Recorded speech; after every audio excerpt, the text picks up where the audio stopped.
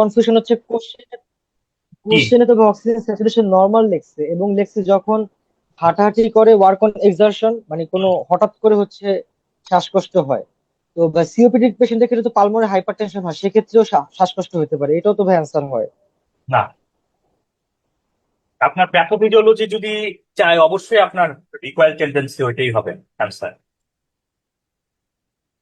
ওকে। এটা মানে কতবার ইমফাইসেমা করানো হয়েছে, এই কথাটা কতবার আসছে চিন্তা করে দেখেন। ঠিক আছে, পালমোনারি হাইপারটেনশন থেকে ব্রেথলেসনেস ইমফাইসেমার কারণেও হতে পারে। ঠিক আছে, সেটা ইম্পর্টেন্ট না, সেটা ইম্পর্টেন্ট হলো এখানে প্যাথোফিজিওলজি চাওয়া হয়েছে, এবং এখানে প্যাথোফিজিওলজি যে loss the required tendency of lower respiratory tract, this would be the right answer. আর কোনো কিছু? না ভাই। ওকে। আপনারা কি চাকরি বাকরি যারা করেন তারা পূজার ছুটি পাইছেন না? 3 দিনের একটা লম্বা ছুটি, নাকি খালি আমি পাইছি? না ভাই, কোনো ছুটি নেই। হ্যাঁ হ্যাঁ, পূজার ছুটি পান নাই? প্রাইভেট সেক্টরে কোনো ছুটি নেই ভাই। ও আচ্ছা, হ্যাঁ তাই তো, খেয়াল ছিল না।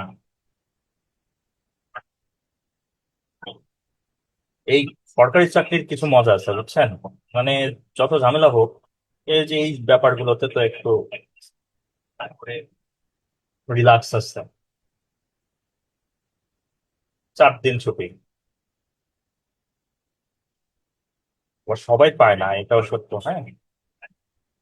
আচ্ছা, আমরা শুরু করতেছি। কত পেজ, পৃষ্ঠা পর্যন্ত করছিলাম যেন? আমরা দৌড়াবো, সমস্যা নেই। Respiratory medicine. 499 পেজ থেকে মনে হয় ভাই। 499, ওকে।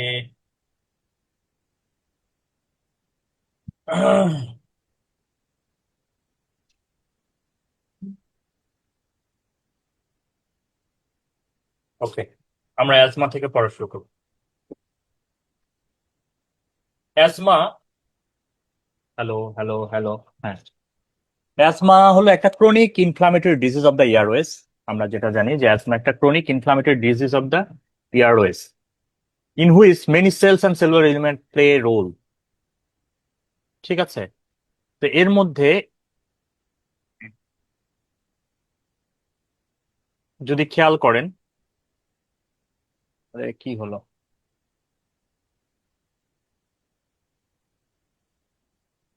এর মধ্যে যদি খেয়াল করেন একটা কথা আছে, chronic inflammation is associated with airway hyper sensitivity, lead to recurrent episodes of wheezing and breathlessness. অর্থাৎ এই এয়ারওয়ে ক্রনিক ইনফ্লামেশনটা কি করতেছে, associated with airway hyper resonance, hyper responsiveness. তো এখান থেকে পরবর্তীতে হুইজ ব্রেথলেসনেস, এগুলো হচ্ছে, চেস্ট টাইটনেস হচ্ছে, কাফিং হচ্ছে, particularly at night and in early morning. এটা ইম্পর্টেন্ট যে অ্যাজমার পেশেন্টের কোন সময় সিমটমসটা বেশি হয়। মেইনলি অ্যাজমার পেশেন্টের সিমটমস বেশি হয় নকচার্নাল সিমটমস, বা অ্যাট নাইট, কিংবা আর্লি মর্নিং এও এটা হতে পারে। মেইনলি নকচার্নাল সিমটমস এর কথা যদি আমরা চিন্তা করি, অ্যাজমাতে নকচার্নাল সিমটমস হয়। Potential role of indoor and outdoor allergen, microbial exposure, diet, vitamin, breastfeeding, tobacco, smoke, air pollution, and obesity has been explored. So, potential role of indoor outdoor allergen like microbial exposure, diet, vitamin, breastfeeding, tobacco, smoke, air pollution, and obesity has been explored, but no clear consensus has emerged. মানে এই যে বলবো যে এই জিনিসের জন্য asthma এক্সাজারবেট করবে বা অ্যাজমা অ্যাটাক হবে, এটা বলার জন্য অ্যাকচুয়ালি কোনো ভালো একটা বেস আমরা পাইনি। দেখা গেছে এক একজনের ক্ষেত্রে এক এক জিনিস মেইন রোল প্লে করে।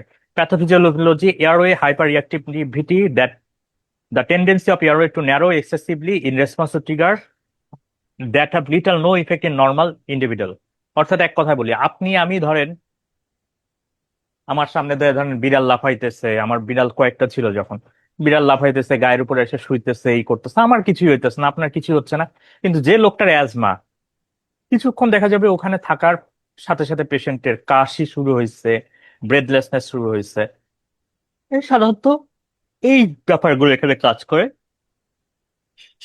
টেন্ডেন্স মানে এই ব্যাপারগুলো এখানে কাজ করে, যে জিনিসগুলো নর্মাল ইন্ডিভিজুয়ালদের কোনো ঝামেলা করে না, কিন্তু অ্যাজমা পেশেন্টের দেখা যায় তাদের ক্ষেত্রে এটা রিয়াকশন করে। সো এটা একটা problem.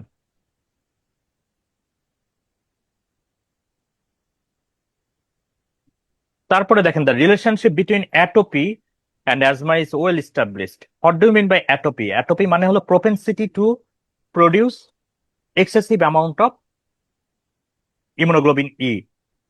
Propensity to produce excess amount of immunoglobin E. So এটা একটু মাথায় রাখতে হবে আমাদের, যে প্রোপেন্সিটি মানে হলো লাইকলিহুড, মানে যে যাদের অ্যাটোপি থাকে তাদের বডিতে ইমিউনোগ্লোবিন ই অতিরিক্ত বেশি পরিমাণের তৈরি হয়, এবং এটা তৈরি হওয়ার ফলে যেটা হয়, আমরা জানি যে মাস্ট সেলকে ডিগ্র্যানুলেশন করে কারা? মাস্ট সেলের মধ্যে হিস্টামিন থাকে, সেরোটোনিন থাকে। এই মাস্ট সেলকে ডিগ্র্যানুলেশন করে হলো ইমিউনোগ্লোবিন ই। সো যত বেশি ইমিউনোগ্লোবিন ই কারো বডিতে তৈরি হচ্ছে, তত বেশি তার বডিতে মাস্ট সেল ডিগ্র্যানুলেশন হচ্ছে। ঠিক আছে? তত বেশি হিস্টামিন ব্লাডে রিলিজ হওয়ার ফলে পেশেন্টের ব্রঙ্কো কনস্ট্রিকশন হচ্ছে, ব্রঙ্কোল সিক্রেশন হচ্ছে। ওকে,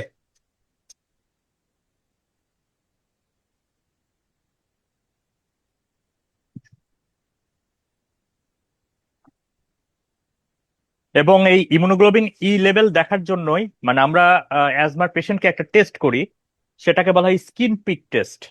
স্কিন প্রিক টেস্টে আমরা যেটা করি, আমাদের কিছু কমন অ্যালার্জেন আমাদের বডির ভেতরে প্রিক করে ঢুকায় দেই, এবং ব্লাডে ইমিউনোগ্লোবিন ই লেভেল দেখি। যদি দেখি যে না, এই জিনিসগুলো, এই অ্যালার্জেন গুলো প্রিক করার পরে ব্লাডে ইমিউনোগ্লোবিন ই বেড়ে গেছে, তখন আমরা চিন্তা করি যে এই জিনিসের এগেনস্টে তার অ্যালার্জিক প্রোপেন্সিটি আছে বা অ্যালার্জিক রেসপন্স আছে। সো অ্যাজমাতে কোন টেস্ট করে আমরা, কি স্কিন প্রিক টেস্ট, সেটা সম্পর্কে পরে জানবো।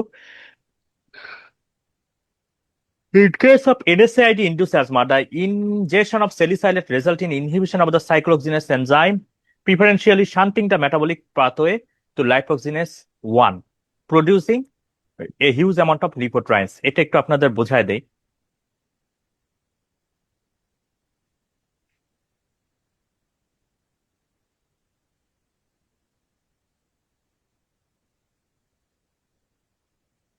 এটা একটু আপনাদের বোঝায় দিচ্ছি।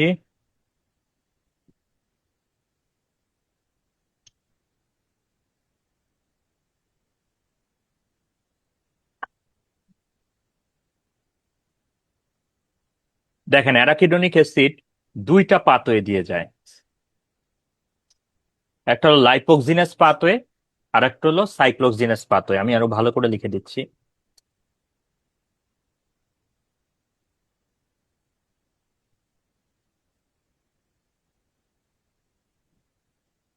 আর হলো সাইক্লোক্সিজিনেস, সাইক্লোঅক্সিজিনেস। তো অ্যারাকিডোনিক অ্যাসিড এই দুই পাথওয়ে দিয়ে বন্ধ হয়, মানে দুই পাথওয়ে দিয়ে সামনের দিকে আগায়, এবং সাইক্লোজিনাস পাথওয়ে দিয়ে মেইনলি তারা প্রোস্টাগ্ল্যান্ডিন তৈরি করে।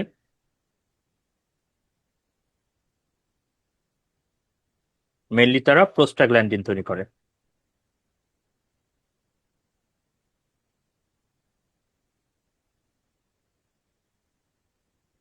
যেটার জন্য আমাদের ব্যথা হয় আর কি।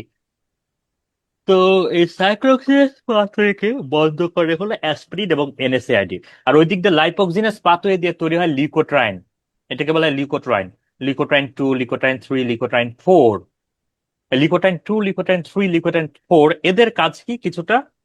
এরা কিছুটা অ্যানাফাইলোটক্সিন টাইপ, অর্থাৎ এরা ব্রঙ্কো কনস্ট্রিকশন করে, ব্রঙ্কিয়াল সিক্রেশন বাড়ায় দেয়, ভ্যাসোডাইলেটেশন করে, এক্সেট্রা। তো যখন আপনি অ্যাসপিরিন বা এনএসএআইডি দিচ্ছেন, তখন সাইক্লোক্সিনাস পাথওয়েটা বন্ধ হয়ে যাচ্ছে। সাইক্লোক্সিনাস পাথওয়ে বন্ধ হয়ে যাওয়ার কারণে অ্যারাকিডোনিক অ্যাসিড মেটাবোলাইজড হচ্ছে লাইপোক্সিনাস পাথওয়ে দিয়ে। আবার বলছি, arachidonic acid mainly cyclooxygenase pathway, lipoxygenase pathway দিয়ে যায়, কিন্তু অ্যাসপিরিন বা এনএসএআইডি দিলে সাইক্লোজিনাস পাথওয়ে বন্ধ হয়ে যায়, কিন্তু অ্যারাকিডনিক অ্যাসিড তখন মুভ করে লাইপোক্সিনাস পাথওয়ে দিয়ে, এবং যার ফলে তৈরি হয় লিকোট্রাইন 2, লিকোট্রাইন 3, লিকোট্রাইন 4। এখন আগে যেখানে 100টা অ্যারাকিডনিক অ্যাসিড 50টা সাইক্লোজিনাস পাথওয়ে দিয়ে যেত, 50টা লাইপোক্সিনাস পাথওয়ে দিয়ে, অ্যাসপিরিন দিয়ে এই পাথওয়েটা বন্ধ করে দেওয়ার ফলে 100টা লাইপোক্সিনাস পাথ মানে 100টা অ্যারাকিডনিক অ্যাসিডই লাইপোক্সিনাস পাথওয়ে দিয়ে যায়, এবং যার ফলে তৈরি হয় হিউজ অ্যামাউন্টের লিকোট্রাইনস, যেটার কারণে ব্রঙ্কো কনস্ট্রিকশন এবং ব্রঙ্কিয়াল সিক্রেশন হয়। ঠিক আছে, আরো বেশি বেশি হয়। এই জন্য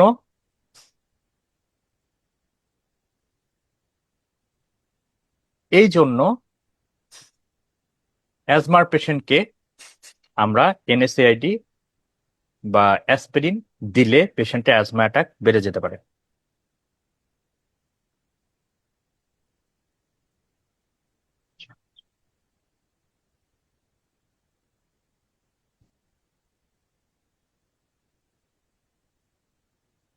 ওকে,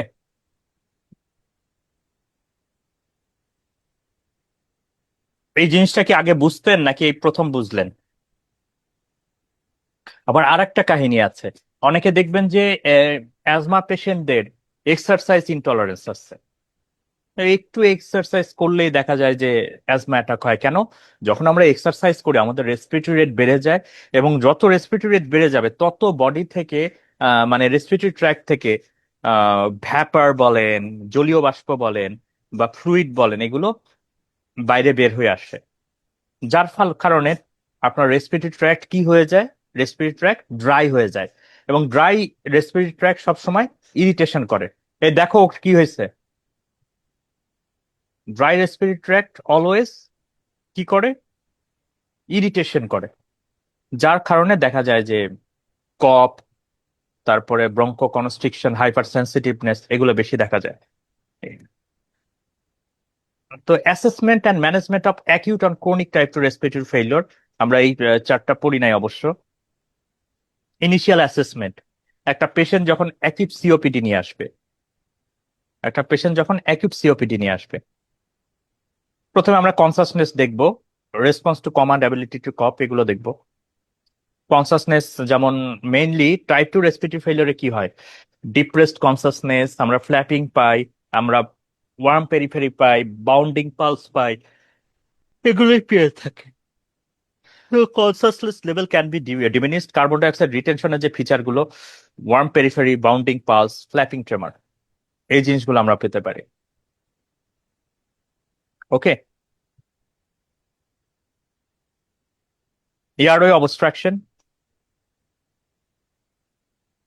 এর জন্য হুইচ, প্রলং এক্সপিরেশন, এগুলো পেতে পারি। এছাড়া সিওপিডি পেশেন্টের কর্পালমোনারি থাকে সব, peripheral oedema, race JVP, hepatomegaly, ascites, এগুলো আমরা পেতে পারি। এছাড়া কিছু যে কজগুলো প্রিসিপিটেশন করছে সেগুলো পেতে পারি আর কি, আমরা সেটা সম্পর্কে জানবো।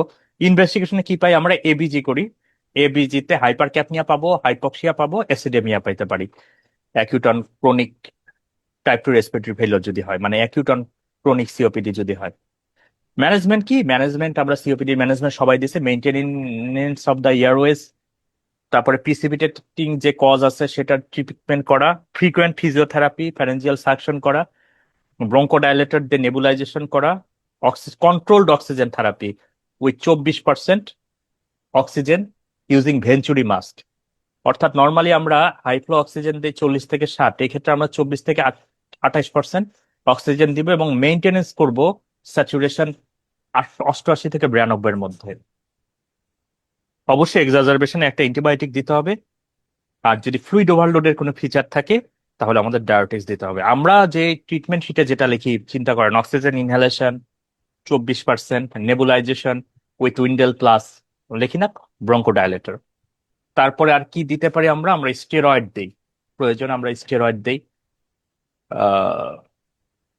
স্টেরয়েড আমরা সিওপিডির পেশেন্টকে দেই না, অ্যাজমার পেশেন্টকে দিই। এমনি আমরা একটা অ্যান্টিবায়োটিক দেই, যেমন অ্যামক্সিসিলিন ক্লাভনিক অ্যাসিডের কম্বিনেশনটা দেই।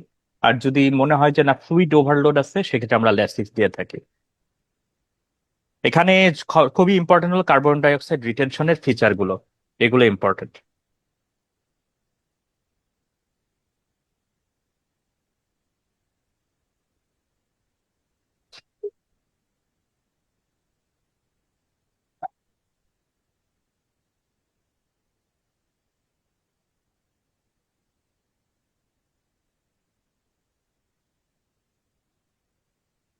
এবার দেখেন clinical features. Typical symptoms include recurrent episodes of wheezing, chest tightness, breathlessness and calf. Typical symptoms হলো বারবার হুইজ নিয়ে আসবে, চেস্ট টাইটনেস নিয়ে আসবে, ব্রেথলেসনেস নিয়ে আসবে, কাপ নিয়ে আসবে। Asthma is commonly mistaken for cold or persistent chest infection. মানে আমরা সাধারণত ধরি যে সবসময় ঠান্ডা লেগে থাকে কিংবা সবসময় রেসপিরেটরি ট্র্যাক্টে ইনফেকশন লেগে থাকে, এরকম একটা কিছু অনেক সময় মনে রাখি। Wheeze apart there is often very little finding on examination.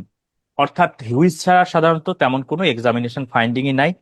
And inspection for nasal polyp and eczema should be perform. কেন? যাদের অ্যাজমা আছে, অ্যালার্জিক একটা ডিজিজ, তাদের অন্য অ্যালার্জিক ডিজিজ গুলো থাকতে পারে, লাইক এক্সিমা, নাজাল পলিপ। যাদের দেখবেন অ্যাজমা আছে তাদের দেখবেন নাক ঝাপতে ঝাপতে তাদের দেখবেন অবস্থা খারাপ, অর্থাৎ তাদের পলিপও আছে। ঠিক আছে, আবার ওদের এক্সিমাও আছে। এবার দেখেন একটা rarely a vasculitic rash may suggest eosinophilic granulomatosis with polyangiitis, যেটাকে আমরা চার্লস সিনড্রোম বলি। অর্থাৎ ইউসিনোফিলিক গ্রানুলোম্যাটোসিস উইথ পলিয়ানজাইটিস, এটার অর্থ হলো এই ডিজিজে শরীরের বিভিন্ন জায়গায় ইউসিনোফিল দিয়ে গ্র্যানুলোমা তৈরি হয়। তো লাংয়ে যদি ইউসিনোফিল গ্র্যানুলোমা তৈরি করে, তো ইউসিনোফিল তো অ্যালার্জিক একটা সেল। সো ইউসিনোফিলের কারণে এখানে অ্যালার্জিক রিয়াকশন হবে এবং আমরা সেখানে অ্যাজমার মতো ফিচার পাবো। কিন্তু ইউসিনোফিলিক এই গ্র্যানুলোমা শুধু লাংয়ে হচ্ছে না, আমাদের ছোট ব্লাড ভেসেল গুলোতে হচ্ছে, পলিয়ানজাইটিস করতেছে। সো এটার নাম হচ্ছে ইউসিনোফিলিক গ্রানুলোমাটোসিস উইথ পলিয়ানজাইটিস। এদের ক্ষেত্রে অনেক সময় দেখা যায় ভাস্কুলাইটিস এর কারণে র্যাশ চোখে পড়ে, ভাস্কুলাইটিস এর কারণে অক্লুশন হয়ে, ভাসা নার্ভোরাম অক্লুশন হয়ে পেরিফেরাল নিউরোপ্যাথি ডেভেলপ করতে পারে। তো এটার আগের নাম ছিল চার্লস ট্রস সিনড্রোম। এই যে এটার মানে এই পেশেন্ট গুলো চার্লস ট্রস সিনড্রোম বা ইউসিনোফিলিক গ্রানুলোমাটোসিস উইথ পলিয়ানজাইটিস এর পেশেন্ট গুলো কি কি নিয়ে আসতো আর কি? এক হলো সাইনোসাইটিস, মানে সাইনাসের অ্যালার্জি, অ্যাজমা, তারপরে ভাস্কুলাইটিস এর কারণে র্যাশ, আর peripheral nerve involvement due to involvement of the vasa nervosum বা ভাসা নার্ভোরাম।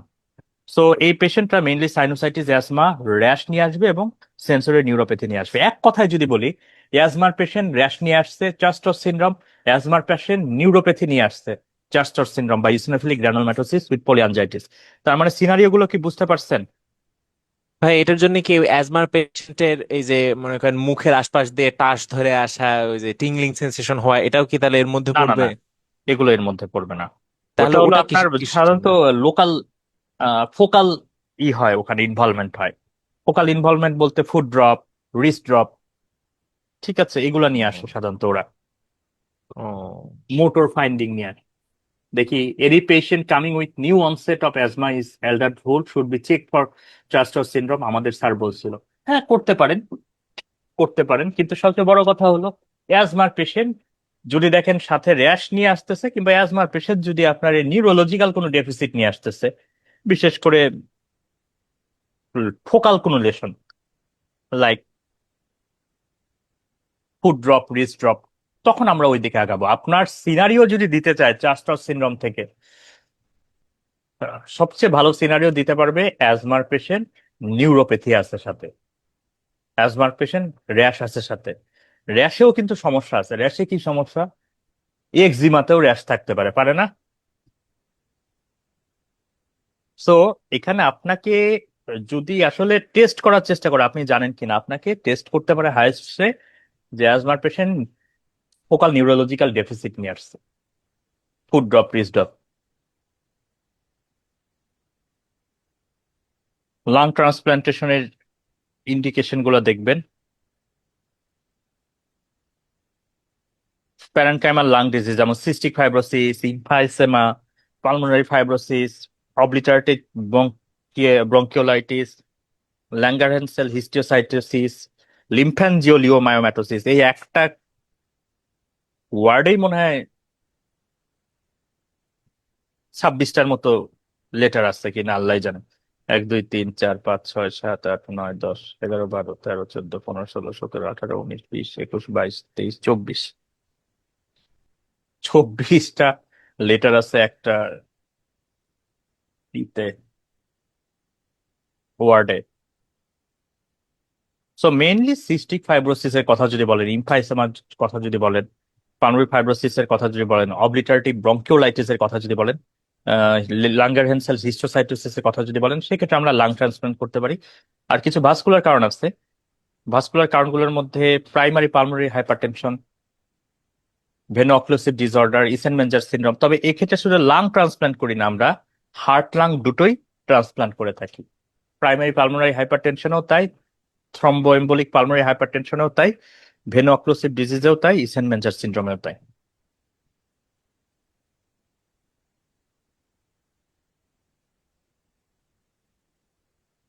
ইসেনমেঞ্জার ভেনো অক্লুসিভ থ্রম্বো, হ্যাঁ।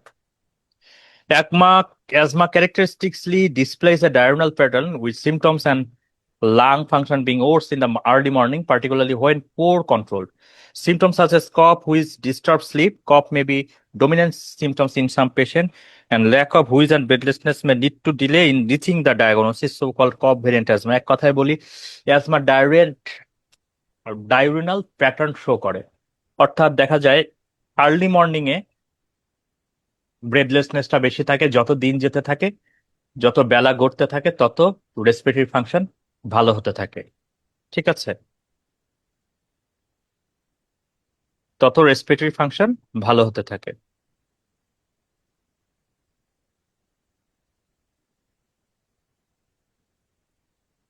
সো এই ডায়রোনাল প্যাটার্ন এখানে ওরা শো করে। এরপর অনেক ক্ষেত্রে অ্যাজমায় দেখা যায় কফ হলো ডমিনেন্ট ফিচার, কাশি, এবং এই পেশেন্টের ব্রেথলেসনেসও নাই, হুইজও নাই। এটাকে বলা হয় কফ ভেরিয়েন্ট অ্যাজমা। আমি এরকম কয়েকটা পেশেন্ট পাইছি লাইফে এবং এটাকে ট্রিট করছি। এক ভদ্রলোকের কথা শুনছি, এক ভদ্রলোকের কথা বলি। ওই ভদ্রলোক টিচার মানুষ, এত কাশি এত কাশি, উনি কথা বলতে পারে না। ধরেন এক লাইন কথা বলতে গেলে 2 লাইন কাশে। এই অবস্থা, উনি লাস্টে এরকমও সিদ্ধান্ত নিচ্ছিল যে এইভাবে তো আমি টিউশনি বা বাচ্চা কাচ্চাদের যারা প্রাইভেট পড়তে আসে, এভাবে তো আমি কন্টিনিউ করতে পারবো না। সো অল্টারনেট কিছু করা যায় কিনা, সে ইভেন এইটাও ভাবতেছিল। বিভিন্ন পেশেন্ট মানে ডাক্তারের কাছে যায়, ওই দেখা যায় যে অ্যান্টিবায়োটিক দিচ্ছে, দিচ্ছে, ঠিক আছে, কিন্তু অ্যাজমার চিকিৎসা কেউ দিচ্ছে না। শুধু কাশি ছাড়া কিছু নাই। পরে তাকে দেওয়া হলো steroid, short course of steroid এবং স্টেরয়েড ইনহেলার। পেশেন্ট তারপরের থেকে ভালো। সো কারো যদি অনেক দিন ধরে কাশি থাকে, শুধু কাশি এবং শুকনা কাশি, এক্ষেত্রে আপনাকে, হ্যাঁ থ্যাংক ইউ, এটা নিয়ে যেতে পারো। এক্ষেত্রে আপনাকে মাথায় রাখতে হবে, মানে বড় ডিজিজ গুলো বাদ দিয়ে, যে পেশেন্টের লাং কার্সিনোমা আছে কিনা, পেশেন্টের টিউবারকুলোসিস আছে কিনা, এগুলো বাদ দেওয়ার পরে যদি আর কোনো কজ না থাকে, তখন আপনাকে কফ ভেরিয়েন্ট অ্যাজমার কথা মাথায় রাখতে হবে।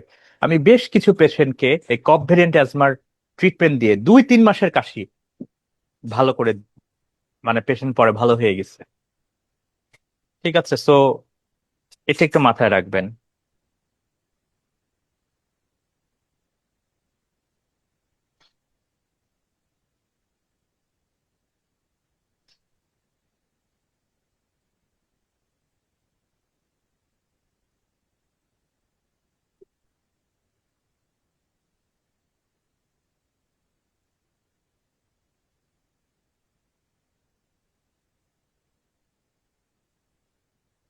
ইনহেলার কতদিন কন্টিনিউ করবে?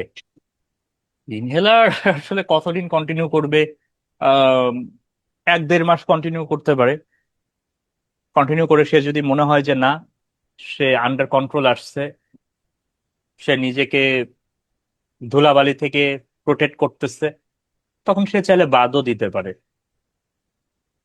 তবে এই ক্ষেত্রে মন্টিলুকাস্টো ভালো কাজ করে, মন্টিলুকাস্টো ভালো কাজ করে।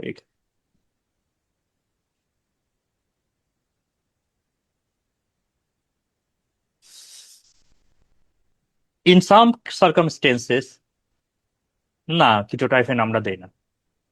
In some circumstances, asthma is triggered by prescription drug like beta blocker. বেটা ব্লকার অ্যাজমার পেশেন্টকে দেওয়া যাবে না, ব্যাপারটা সেরকম না। ব্যাপারটা হলো, যদি পেশেন্টের অ্যাজমা কন্ডিশন অলরেডি সে ডিল করতেছে, রিমিশনে নাই, ওই অবস্থায় বেটা ব্লকার দেওয়া উচিত না। অনেকে আবার মনে করে যে এনএসআইডি অ্যাজমার পেশেন্টকে দেবো না, অ্যাসপিরিন অ্যাজমার পেশেন্টকে দিব না, বেটা ব্লকার দেবো না, ব্যাপারটা এরকম না। লাগলে তো দিতেই হবে, কিন্তু খেয়াল রাখতে হবে যে পেশেন্ট অ্যাজমা কন্ট্রোল অবস্থায় থাকে নাকি আনকন্ট্রোলড অ্যাজমা। যেমন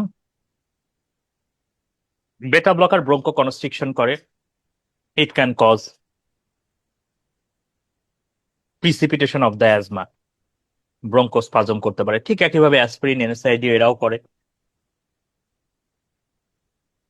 আর একটা জিনিস মনে রাখবেন, বিটেল নাটস মানে সুপারি, সুপারিতে একটা জিনিস আছে অ্যারোকোলিন, অ্যারেকোলিন।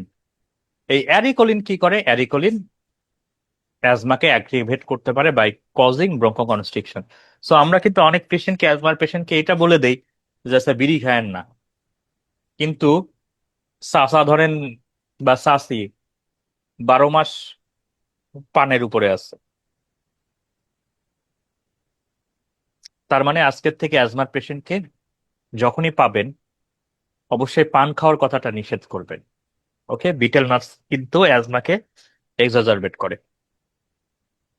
অ্যাজমার ডায়াগনোসিস প্রিডোমিনেন্টলি ক্লিনিক্যাল। এখানে দেখেন, measurement of exhaled nitric oxide is useful test for glucocorticoid naive patient as a measure of eosinophilic airway inflammation. An elevated exhaled nitric oxide supports the diagnosis of asthma and suggests that patient symptoms are highly likely to respond to steroid. আমি একটু এখানে ভেঙে বোঝাই দিচ্ছি। আমাদের দেশে এগুলো করা হয় না। অ্যাজমা ডায়াগনোসিস করার ক্ষেত্রে এবং তার স্টেরয়েড সেন্সিটিভিটি আছে কিনা এটা দেখার জন্য আমরা এক্সপিরেটরি বা এক্সহ্যালড নাইট্রিক অক্সাইড টেস্ট করি, যেটাকে ফিনো বলা হয়। নাইট্রিক অক্সাইড NO, এফিতে কি আমি জানি না, কিন্তু ফিনো টেস্ট বলা হয় বা এক্সাল নাইট্রিক অক্সাইড টেস্ট বলা হয়। তো এই ক্ষেত্রে আমরা নাইট্রিক অক্সাইড কতটুকু এক্সহেলড হচ্ছে এটার উপরে ভিত্তি করে ডিসিশন নেই যে পেশেন্টের অ্যাজমা আছে কিনা। যদি বেশি নাইট্রিক অক্সাইড এক্সহ্যালেশন হয় তাহলে আমরা মনে করি আহ, এটা অ্যাজমা এবং এটা স্টেরয়েড ইফেক্টিভ হবে। এর সাথে আর কি থাকতে পারে? আমরা স্কিন প্রিক টেস্ট করি, স্কিন প্রিক টেস্ট করি। ইউসনোফিলিয়া থাকতে পারে সিবিসিতে, এটা একটু মনে রাখতে হবে। Presence of peripheral blood eosinophilia or atopy demonstrated by skin prick test or measurement of total and allergic specific immunoglobulin E, এগুলো সাপোর্টিভ। তো ইউসিনোফিলিয়াও দেখতেছি, স্কিন প্রিক টেস্ট করে দেখতেছি ইমিউনোগ্লোবিন ই লেভেল পার্টিকুলার কোনো মানে এজেন্টের এগেনস্টে বাড়তেছে কিনা, এটা মনে রাখতে পারেন। যদি এরকম কোশ্চেন আসে যে অ্যাজমার পেশেন্টকে আমরা কিভাবে ডায়াগনোসিস করবো ল্যাব টেস্ট দিয়ে, ওখানে যদি স্কিন প্রিক টেস্টের কথা থাকে অবশ্যই ওটা ট্রু।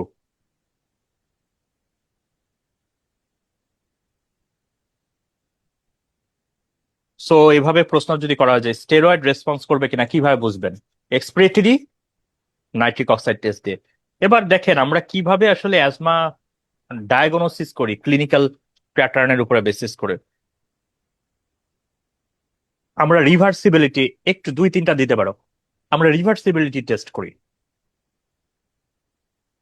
আমরা জানি অ্যাজমাতেও,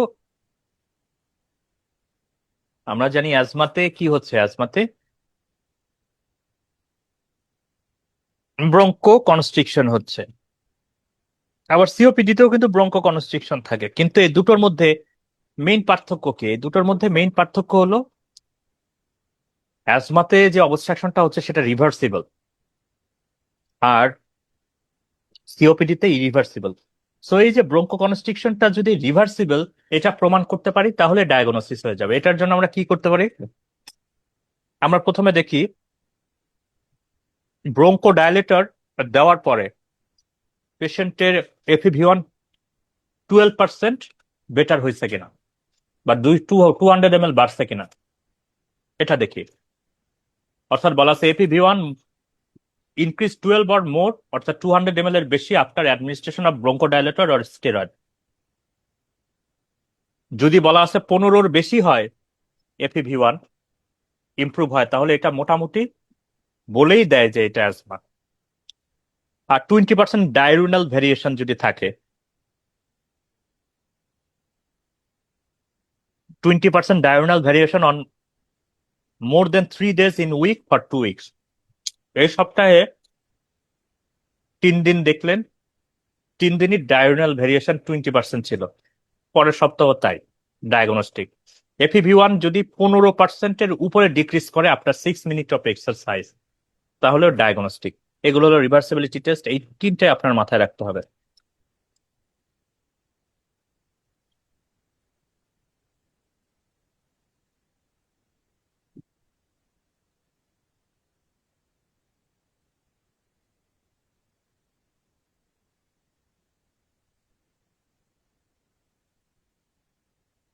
এবার দেখেন, আমরা অ্যাজমার স্টেপ ওয়াইজ চিকিৎসা নিয়ে কথা বলবো। কারো কোনো প্রশ্ন থাকলে করতে পারেন। Step 1 of asthma treatment, regular preventer therapy. Regular preventer therapy হিসেবে আমরা কি ইউজ করি? Inhaled corticosteroid. ইনহ্যালড কর্টিকোস্টেরয়েড আমরা রেগুলার প্রিভেন্টার হিসেবে ইউজ করি। যেমন এর মধ্যে বেক্লোমেথাসোন ডাইপ্রোপিওনেট ইউজ করতে পারি, বুডেসেনাইড যেটা, এটা ইউজ করতে পারি।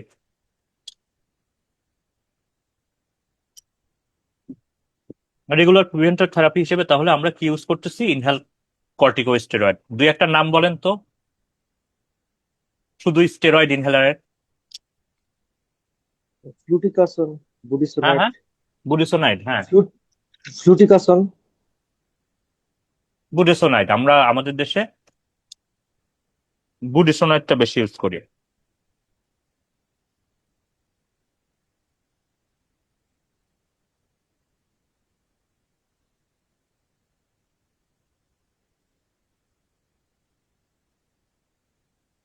দাঁড়ান, নামটাই বলে দেয়।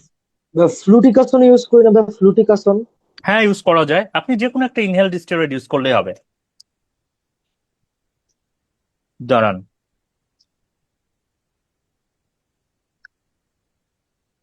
যেমন এটা বেক্সিমপোর আছে, অ্যারোনিড আছে। বেক্সিমপোর, অ্যারোনিডটা আমি ইউজ করতাম আর কি। তারপর ইনসেপ্টার আছে, বুডিকর্ট। ইনহেলার অবশ্য বেক্সিমকোরটাই আছে। মানে আমি ইনহেলার বেক্সিমকোরটাই ইউজ করি আর ক্যারি নয়। বুডিকর্ট ইউজ করা যায়। অনেকে তো ভাই ইনহেলার ভালো করে ইউজ করতে পারে না, তাদের ক্ষেত্রে ভাই কোজিক্যাপ ভালো কাজ করে। ওই যেমন সিম্বায়ন বেক্সিক্যাপ যেটা, কোনটা? বেক্সিক্যাপ বেক্সিটল। আচ্ছা, ওই যে ট্যাবলেট দিয়ে যেটা নেয়। সিম্বাই হচ্ছে ওই যে ওই কোজি ক্যাপ দিয়ে যেটা নেয় আর কি। হ্যাঁ হ্যাঁ, বুঝতে পারছি। কোজিক্যাপ দিয়ে যেটা নেয় ফুটা করে যেটা করে ওই যে যেমন সিম্বায়ন বেক্সিক্যাপ, এটা সবাই ইউজ করতে পারে, শুধু ইনহেলার অনেকে ইউজ করতে পারে না, ভুল ইউজ করে। যে ওইটা ইউজ করতে পারে না, সে এটাও ইউজ করতে ভালো মতো পারবে না। একচুয়ালি নিতে পারে না। ইনহেলার ইউজ করতে আপনারা পারেন তো? এখন যদি জি বলি জি, ইনহেলার ইউজ করে দেখান। কখন ইউজ করি নাই, কিন্তু নিয়ম তো ফার্স্ট ইয়ারে শিখছিলাম।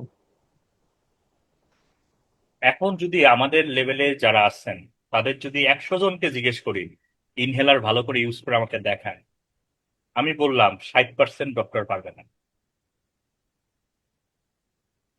মনে করতে পারেন ভাই মনে হয় বানায় বলতেছে, বললাম পারবে না। আচ্ছা যাই হোক, আমরা বুডিসোনাইড বা বুডিকর্ট এগুলো আমরা এই যে পেশেন্টকে দিব, এটা হলো রেগুলার প্রিভেন্টার থেরাপি। এখানে প্রশ্ন যেটা আসে যে রেগুলার প্রিভেন্টার থেরাপি হিসেবে কি দিব। তারপরে হলো এটা দিয়ে যদি কাজ না হয়, তাহলে আমরা ইনিশিয়াল অ্যাড অন থেরাপির দিকে যাই। এটার সাথে কি?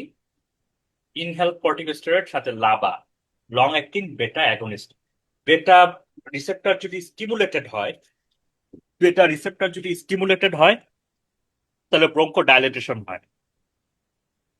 তো লং অ্যাক্টিং বেটা অ্যাগনিস্ট যদি আমরা ইউজ করি, তাহলে ব্রঙ্কো ডাইলেটেশন হবে। যদি অ্যাড অন থেরাপি হিসেবে আমরা ইউজ করি আর কি, ধরেন শুধু রেগুলার থেরাপিতে কাজ হয় না, তখন ইনিশিয়াল অ্যাড অন থেরাপিতে আমরা ইনহেল কর্টিকোস্টেরয়েডের সাথে ইউজ করব লং অ্যাক্টিং বেটা ব্লকার, অর্থাৎ আইসিএস লাবা ইনহেলার ইউজ করব। যেমন সেখানে থাকতে পারে ফ্লুটিকাসন বা বুডেসোনাইড, সাথে সালমেটেরল বা ফমিটেরল। যেমন বেক্সিটল এফ আছে, বেক্সিটল এফ এর নাম শুনেন নাই? বেক্সিটল এফ,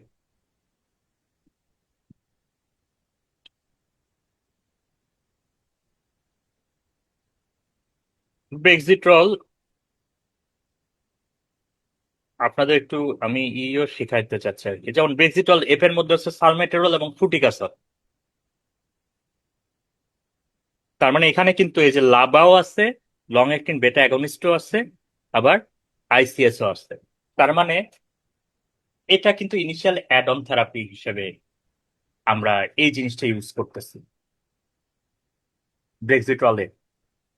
এটা মেনটেনেন্স, এই যে এখানে দেখেন combination of ICS lava inhaler containing the fast acting lava form moterol can be used as a maintenance and reliever inhaler, allowing an auto titration of therapy in response to symptoms। দরকার নাই।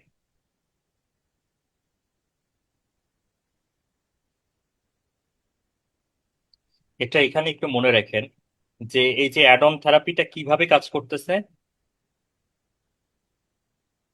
Maintenance and reliever, এটা একটু মাথায় রাখবেন। এরপরে additional add on therapy, initial add on therapy ছিল, এরপরে additional add on therapy. ধরেন একটা পেশেন্ট আইসিএস এবং লাভা পাচ্ছে, তারপরেও পেশেন্টের কোনো ভক্তি শ্রদ্ধা দেখা যাচ্ছে না ট্রিটমেন্টের প্রতি, তখন আপনি কি করবেন? তখন আপনার সামনে দুইটিতে অপশন আছে।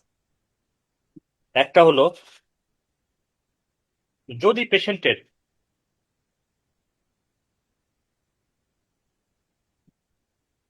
স্টেরয়েডে,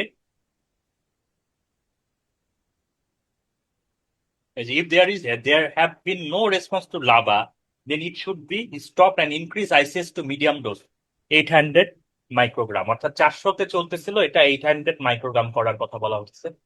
যে যদি বোঝা যায় যে লাভা দিয়ে কাজ হচ্ছে না, লাভা রেসপন্স করতেছে না, তখন লাভা বাদ দিয়ে আইসিএসটাই মিডিয়াম ডোজ অর্থাৎ 800 মাইক্রোগ্রামে নেওয়ার কথা বলা হয়েছে। আর যদি দেখা যায় there is benefit from LABA, LABA কিন্তু তারপর কন্ট্রোল হচ্ছে না, সেক্ষেত্রে আমরা কি করতে পারি? এর সাথে মন্টেলুকাস্ট অ্যাড করতে পারি। তো ম্যাক্সিমাম ক্ষেত্রে আমরা যে ট্রিটমেন্টটা নেই, যে আইসিএস, প্রথমে হলো আইসিএস, আইসিএস দিয়ে হলো না, আইসিএস লাভা অর্থাৎ বেক্সিটল এফ, এতে কাজ না হলে বেক্সিটল এফ অর্থাৎ আইসিএস লাভা সাথে মন্টেলুকাস্ট, এটি আমরা বেশি, মানে আমি এই প্র্যাকটিসটাই বেশি করি। অ্যাজমার চিকিৎসায় ডক্সিফাইলিন এসব কিছু দেওয়ার দরকার নাই, কন্ট্রোল হয়ে যাবে। 95% পেশেন্ট কন্ট্রোল হয়ে যাবে। আইসিএস নিবে, লাভা নিবে, মন্টেলুকাস্ট নিবে, অর্থাৎ বেক্সিটল এফ আর মন্টেলুকাস্ট। যদি এক্সাজারবেশনে আসে আমরা শর্ট কোর্স অফ এডোনিন, রূপটা কেন জানি হয়।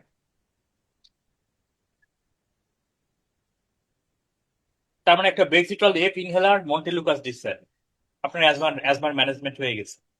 আর যদি ওই সময় আপনার অ্যাকিউট অ্যাজমা নিয়ে আসে, ওই সময় আপনি শর্ট কোর্স অফ স্টেরয়েড দিলেন। আপনারা কি কি দেন?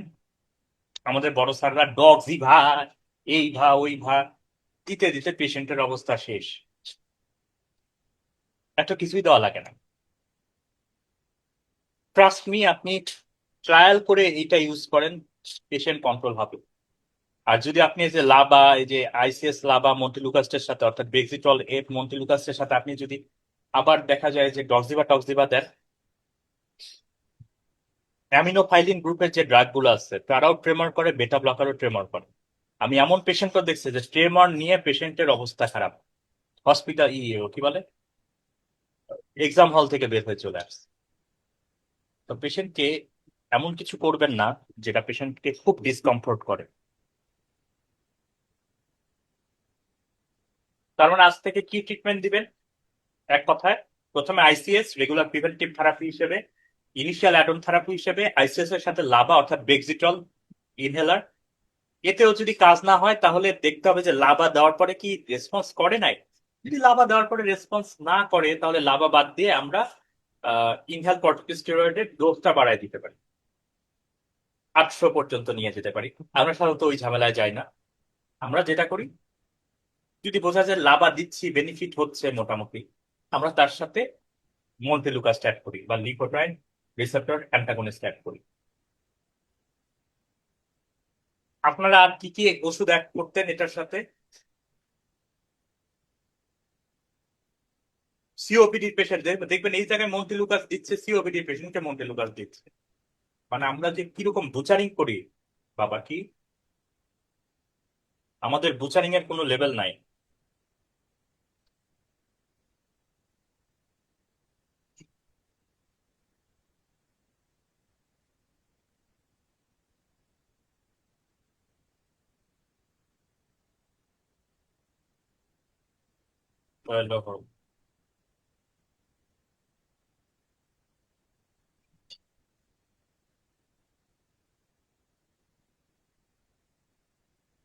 ওকে, হ্যাঁ হ্যাঁ, আমি ক্লাসটা শেষ করে দেখে দেবো না, আমি দেখিনি এখনো। হাই ডোজ থেরাপি এখন স্টেপ 4, স্টেপ গুলা দেখেন। Regular preventer, initial add on, তারপরে হলো অ্যাডিশনাল অ্যাড থেরাপি, তারপর হলো high dose therapy. High dose therapy হিসেবে এগুলো পর্যন্ত আমাদের আলহামদুলিল্লাহ যেতে হয় না সাধারণত।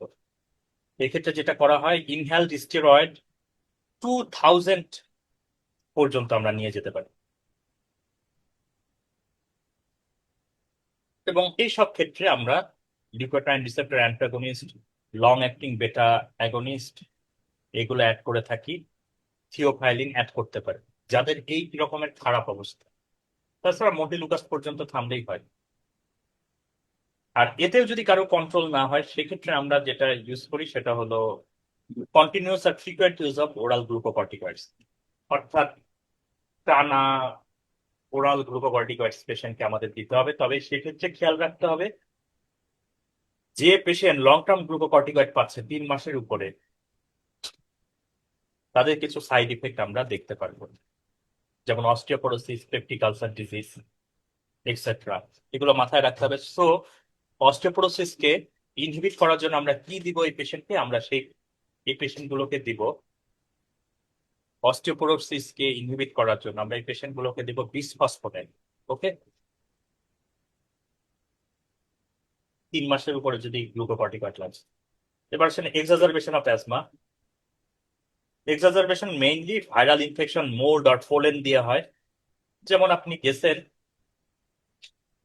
একটা কাশবনে ঘুরতে কিংবা সরিষা খেতে ঘুরতে, এরপরে অ্যাজমা অ্যাটাক হতে পারে। তো এই ক্ষেত্রে আমাদের ট্রিটমেন্ট অপশন কি? এই ক্ষেত্রে আমাদের ট্রিটমেন্ট অপশন মনে রাখবেন, প্রেডনিসোলন 40 থেকে 50 milligram daily for at least 5 days. আমি এটা খুবই দেই, স্পরটান 20 মিলিগ্রাম 2টা করে সকালে 5 দিন। এটাকে বলা হয় রেস্কিউ থেরাপি। ওকে, কোন সময় আমরা রেস্কিউ থেরাপি দিব এটা একটি ইম্পর্টেন্ট কোশ্চেন। যেমন পিক এক্সপিরেটরি প্রোমেট্রি যেটা আছে, এটা দিনের পর দিন খারাপ অবস্থায় যাচ্ছে এবং পেশেন্টের পার্সোনাল বেস্টের 75% মাত্র পিক এক্সপিরেটরি প্রোমেন। Onset or worsening of sleep disturbance by asthma, অর্থাৎ অ্যাজমার জন্য স্লিপ ডিস্টারবেন্স হচ্ছে। তারপরে সকালে যে মর্নিং সিমটমটা ওটা মিড ডে পর্যন্ত চলে যাচ্ছে, তার মানে কোন সময় রেস্কিউ থেরাপি দিতে হবে এটার থেকে যদি একটা এসবি আসে তাহলে মনে রাখতে হবে যে peak expiratory flowmetry progressively worsening day by day, fall of peak expiratory flowmetry below 75% of the personal best. এটা একটা। 2 নম্বর হলো স্লিপ ডিস্টারবেন্স হবে অ্যাজমার জন্য। 3 নম্বর হলো পারসিস্টেন্ট মর্নিং সিমটমস থাকবে আপ টু মিড ডে, এটা একটু মনে রাখেন। আর আছে progressive diminishing response to inhale bronchodilator, অর্থাৎ আগে ব্রঙ্কোডাইলেটর দিলে যতটা ভালো রেসপন্স করতে এখন তা করবে না। Symptoms that are sufficiently severe to require treatment with nebulised bronchodilator, অর্থাৎ সিমটমস এতটাই সিভিয়ার যেটা নেবুলাইজ ব্রঙ্কোডাইলেটর ইউজ করতে হচ্ছে।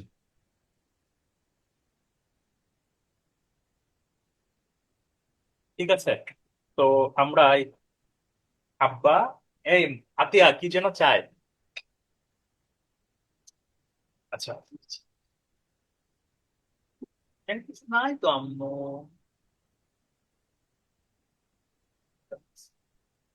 দেখো তো নিচে,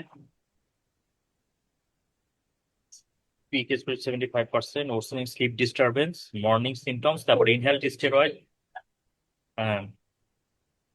ব্রঙ্কোডাইলেটরের কাজ হচ্ছে না, আর হলো নেবুলাইজড করার দরকার হচ্ছে। এসব পেশেন্টের মাথা ব্যথার কথা বলে, যা প্যারাসিটামল খেলে কাজ করে না, সেক্ষেত্রে অন্য কিছু কি দেওয়া যায়? অ্যাজমার পেশেন্টের তো মাথা ব্যথা হওয়ার কথা না, মাথা ব্যথা হয় সিওপিডি পেশেন্ট।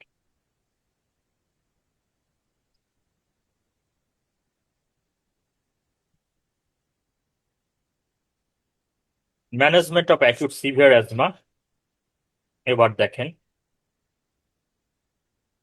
তার আগে initial assessment of acute severe asthma, এটা থেকে এমআরসিবি তে প্রচুর কোশ্চেন আসতে দেখা যায়।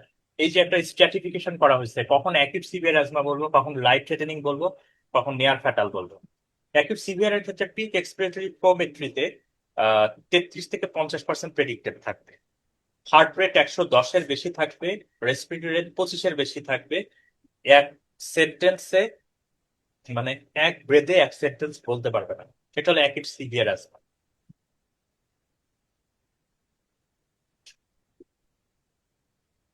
লাইফ থ্রেটেনিং ফিচার গুলো কি, এটা আমি সহজ করে লিখে দিয়েছি, সব কমবে। লাইফ থ্রেটেনিং অ্যাজমার ফিচার হলো সব কমবে।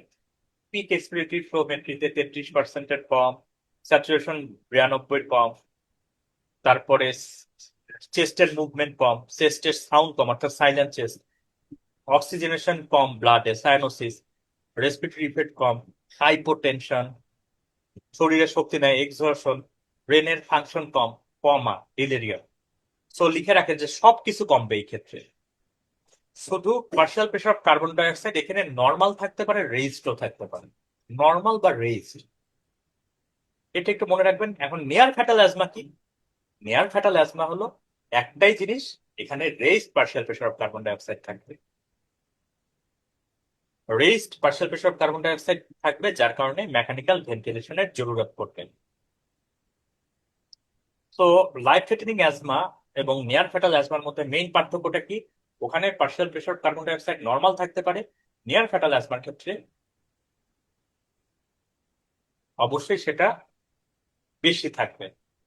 সো যার partial pressure of carbon dioxide বেশি, অ্যাজমার পেশেন্ট, সে নিয়ার ফ্যাটাল।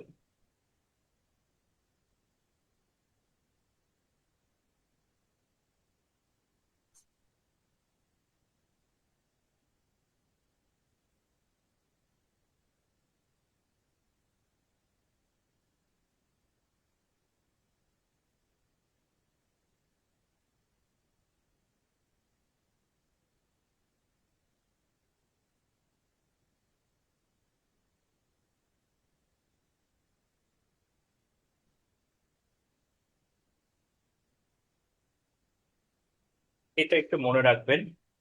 এখানে আমি বলবো সিভিয়ার অ্যাজমা, নিয়ার ফ্যাটালের কথাটা বললাম, লাইফ থ্রেটেনিং ওই যে সব কমবে, এটা দিয়ে মনে রাখতে পারেন। এখানে একটা জিনিস আমরা ফেলে আসছি, সেটা হলো লেভেল অফ অ্যাজমা কন্ট্রোল। আমরা কি কি জিনিস দেখে মেনটেন করি? শুধু ক্যারেক্টারিস্টিক্স গুলো পড়বেন, কন্ট্রোল, পার্শিয়ালি কন্ট্রোল এগুলো পড়ার দরকার নেই। যে which one of the following characteristics we do follow for leveling asthma control. আমরা নিচের কোন ক্যারেক্টার গুলো ফলো করি অ্যাজমা কন্ট্রোল করার জন্য? কোন ক্যারেক্টারিস্টিক্স গুলো? এর মধ্যে ডে টাইম সিমটমস আছে, লিমিটেশন অফ অ্যাক্টিভিটিস আছে, নকটার্নাল সিমটমস আছে, নিড ফর রেস্কিউ থেরাপি আছে, লাং ফাংশন টেস্ট, যেটা পিক এক্সপ্রেসিভ ফ্লোমেট্রি, এক্সাজারবেশন, এগুলো আছে। এটা একটু মনে রাখবেন, এখান থেকে কিন্তু এসবি আসতে পারে। Characteristics based on level of asthma control, কোন কোন জিনিসের উপরে ভিত্তি করে অ্যাজমা কন্ট্রোলের লেভেল দেখা হয়। Day time symptoms, limitation of activities, nocturnal symptoms, তার মানে দিনের সিমটম, রাতের সিমটম, লিমিটেশন অফ অ্যাক্টিভিটি, নড়াচড়া কেমন করতেছে, স্টেরয়েড লাগতেছে কিনা, রিলিভার থেরাপি লাগতেছে কিনা, লাং ফাংশন টেস্ট কেমন আছে, পিক এক্সপিরেটরি ফ্লোমেট্রি বা এফিবিওয়ান, আর হলো এক্সাজারবেশন কেমন হচ্ছে। এই কয়েকটার উপরে ভিত্তি করে আমরা করতে পারি। এই ফ্লো চার্টটা দেখতে পারেন। প্রথমে আমরা যেটা করি, লো ডোজ ইনহেল কর্টিকোস্টেরয়েড দেই, তারপরে রেগুলার প্রিভেন্টিভ থেরাপি হিসেবে লো ডোজ ইনহেল কর্টিকোস্টেরয়েড দেই, অ্যাড অন থেরাপি হিসেবে লাভা অ্যাড করি, অ্যাডিশনাল কন্ট্রোলার থেরাপি হিসেবে মন্টিলুকাস অ্যাড করি।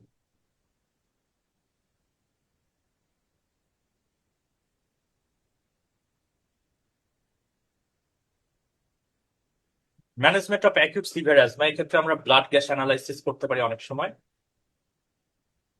অক্সিজেন কি থাকবে, আমরা অক্সিজেন হাই ফ্লো অক্সিজেন দিব পেশেন্টকে, এবং এক্ষেত্রে স্যাচুরেশন রাখবো হলো 94 থেকে 98%। পেশেন্টের স্যাচুরেশন রাখার চেষ্টা করবো। ইনহেল ব্রঙ্কোডাইলেটর দিতে পারি, নেবুলাইজেশন দিয়ে দিতে পারি, যেমন সালবুটামল এবং ইপ্রাট্রোমিয়াম ব্রোমাইডের যে সলিউশন আছে, উইন্ডল প্লাস, যেটা সিস্টেমিক স্টেরয়েড দিতে পারি, যেমন আমরা কটসন দেই আর কি।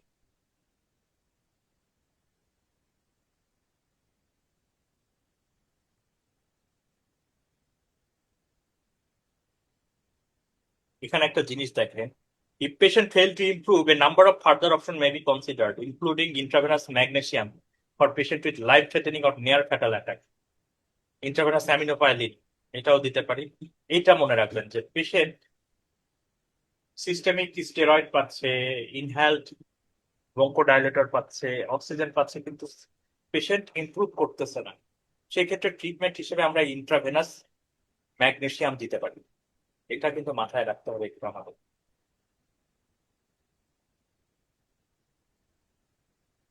আমরা কোন সময় পেশেন্টকে ডিসচার্জ করব, এটাও একটা আমাদের।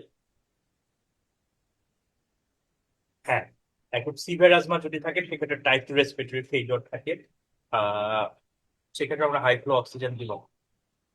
অ্যাজমাতে আমরা আসলে হাই ফ্লো অক্সিজেন দেইও না, লো ফ্লো অক্সিজেনই দেই। এটা ডিপেন্ড করে যে আসলে পেশেন্টের অ্যাকিউট অ্যাজমা নাকি অ্যাকিউট সিভিয়ার অ্যাজমা।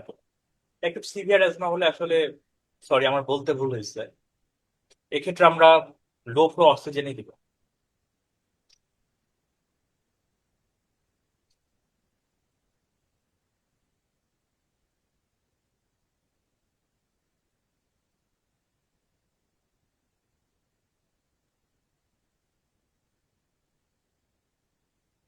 কোন সময় আমরা ডিসচার্জ দিব?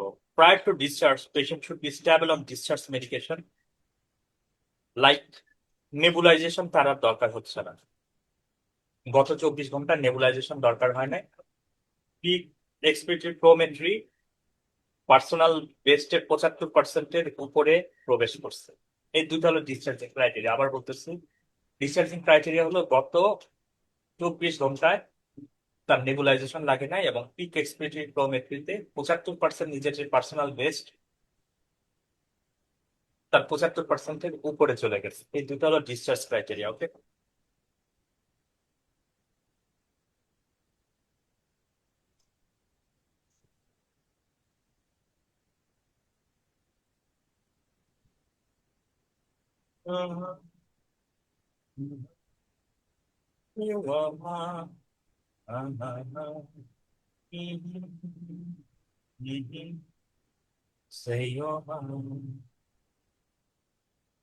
এখানে 3টা স্টার দেন। প্রিয় বলে, প্রিয়া বলে, কাহে বলে জানি না। Chronic obstructive pulmonary disease, defined as a preventable and treatable disease characterized by persistent respiratory symptoms. দেখেন দুটো কথা, প্রিভেন্টেবল এন্ড ট্রিটেবল ডিজিজ, অর্থাৎ আপনি চাইলে প্রিভেন্ট করতে পারেন, বিড়ি সিগারেট খাবেন না। ট্রিটেবল যদি হয় আপনি ট্রিট করতে পারেন, যেখানে কি হচ্ছে এয়ারওয়ে লিমিটেশন হচ্ছে।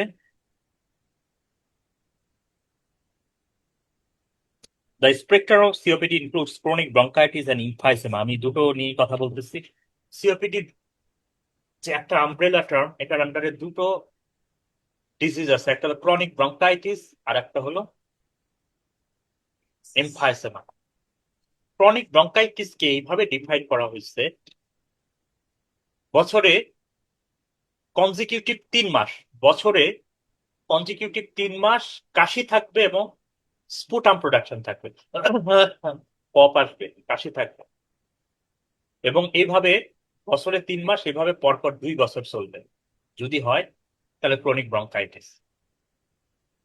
অর্থাৎ এই বছরের মার্চ, এপ্রিল, মে কন্টিনিউস কফ হয়েছে এবং স্পুটাম প্রোডাকশন হয়েছে, সামনের বছরও তাই হতো, তাহলে আপনি ক্রনিক ব্রঙ্কাইটিস বলবেন। আর ইমফাইসেমা কি? Emphysema is abnormal permanent enlargement of air spaces distal to the terminal bronchiole. এখানে বোঝেন ইমফাইসেমাতে কি হচ্ছে, লোয়ার রেসপিরেটরি ট্র্যাক্টের ডিস্ট্রাকশন এন্ড পার্মানেন্ট ডাইলেটেশন, অর্থাৎ permanent abnormal permanent enlargement of the respiratory tract বা airway spaces distal to the terminal bronchiole. অর্থাৎ এখানে বোঝা যাচ্ছে রেসপিরেটরি ব্রঙ্কিউল এবং অ্যালভিওলা এখানে পার্মানেন্টলি ডাইলেটেড হচ্ছে, accompanied by destruction of the alveoli. এটা হলো ইমফাইসেমা। আচ্ছা, আমরা তো বললাম যে permanent enlargement of the air space distal to terminal bronchiole, এটাকে ইমফাইসেমা বলি। তো টার্মিনাল ব্রঙ্কিউল সহ প্রক্সিমালি যদি রেসপিরেটরি ট্র্যাক্ট ডাইলেটেশন হয়, ওটাকে আমরা কি বলবো?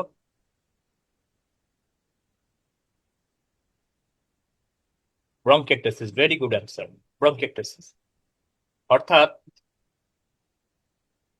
dilatation, abnormal dilatation of the respiratory tract proximal to the respiratory bronchiole is called bronchiectasis. But abnormal permanent dilatation of the respiratory tract distal to the terminal bronchiole is called emphysema. Okay.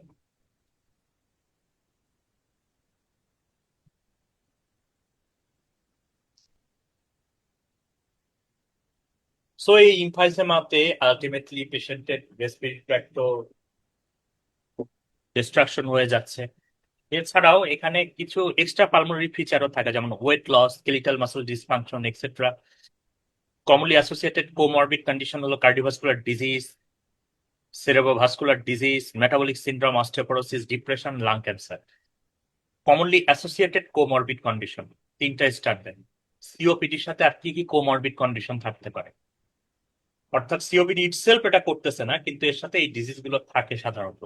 যে বিড়ি খাবে তার সাথে সেরেব্রোভাস্কুলার disease হতে পারে, অর্থাৎ stroke হতে পারে, তার এমআই থাকতে পারে, তার দেখা যায় তার সাথে অস্টিওপোরোসিস থাকতে পারে। ইনফ্লামেটরি একটা ডিজিজ চলতেছে বডিতে, অস্টিওপোরোসিস এটার কারণে হতে পারে। এটা সম্পর্কে আমি পরে বলবো। COPD prevalence is directly related to prevalence of the risk factor in community such as tobacco smoking, coal dust. Tobacco smoking এবং কোল ডাস্টের সাথে এটার সম্পর্ক। রিস্ক ফ্যাক্টর হলো cigarette smoking represents most significant risk factor for COPD. সাধারণত ধরা হয় it is usual to develop COPD with less than it is unusual to develop COPD with less than 10 pack year, এবং সব স্মোকারদের COPD ডেভেলপও করে না, individual কিছু susceptibility থাকে। ব্যাপারটা বোঝায় 1 প্যাক ইয়ার মানে বোঝেন প্রত্যেক দিন 1 প্যাকেট করে খাইতেছে, এরকম 1 বছর হলে 1 প্যাক ইয়ার, একটা প্যাকেটে 20টা করে থাকে। সো যে 10টা করে খায় তার 20 বছর লাগবে 10 প্যাক ইয়ার পূরণ করতে, যে 5টা করে খায় তার 40 বছর লাগবে। তো সাধারণত 10 প্যাক ইয়ার হওয়ার আগে সিওপিডি ডেভেলপ করে না, ঠিক আছে? আবার সব স্মোকারদের সিওপিডি ডেভেলপও করে না, সো এখানে ইন্ডিভিজুয়াল কিছু সাসেপ্টিবিলিটি আছে।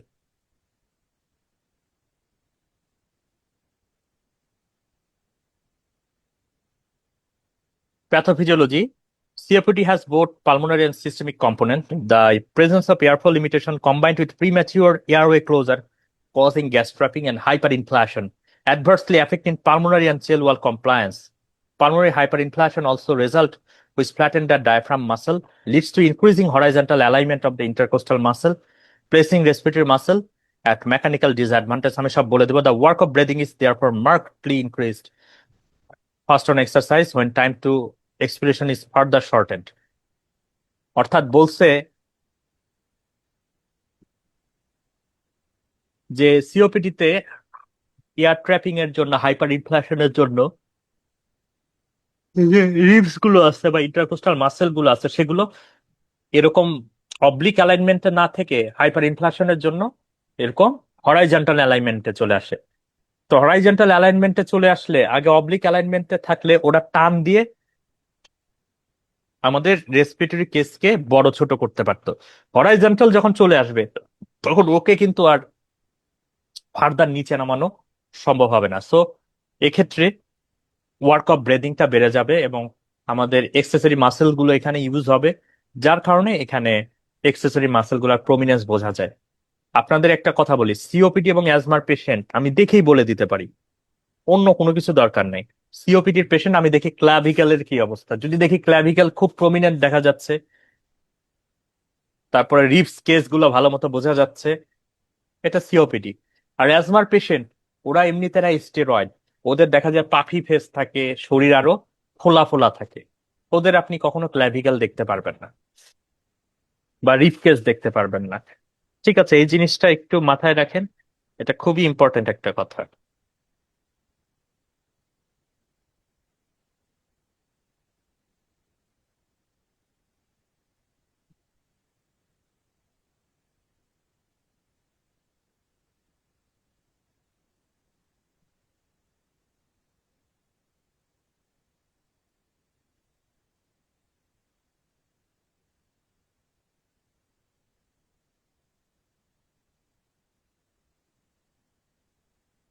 ওকে,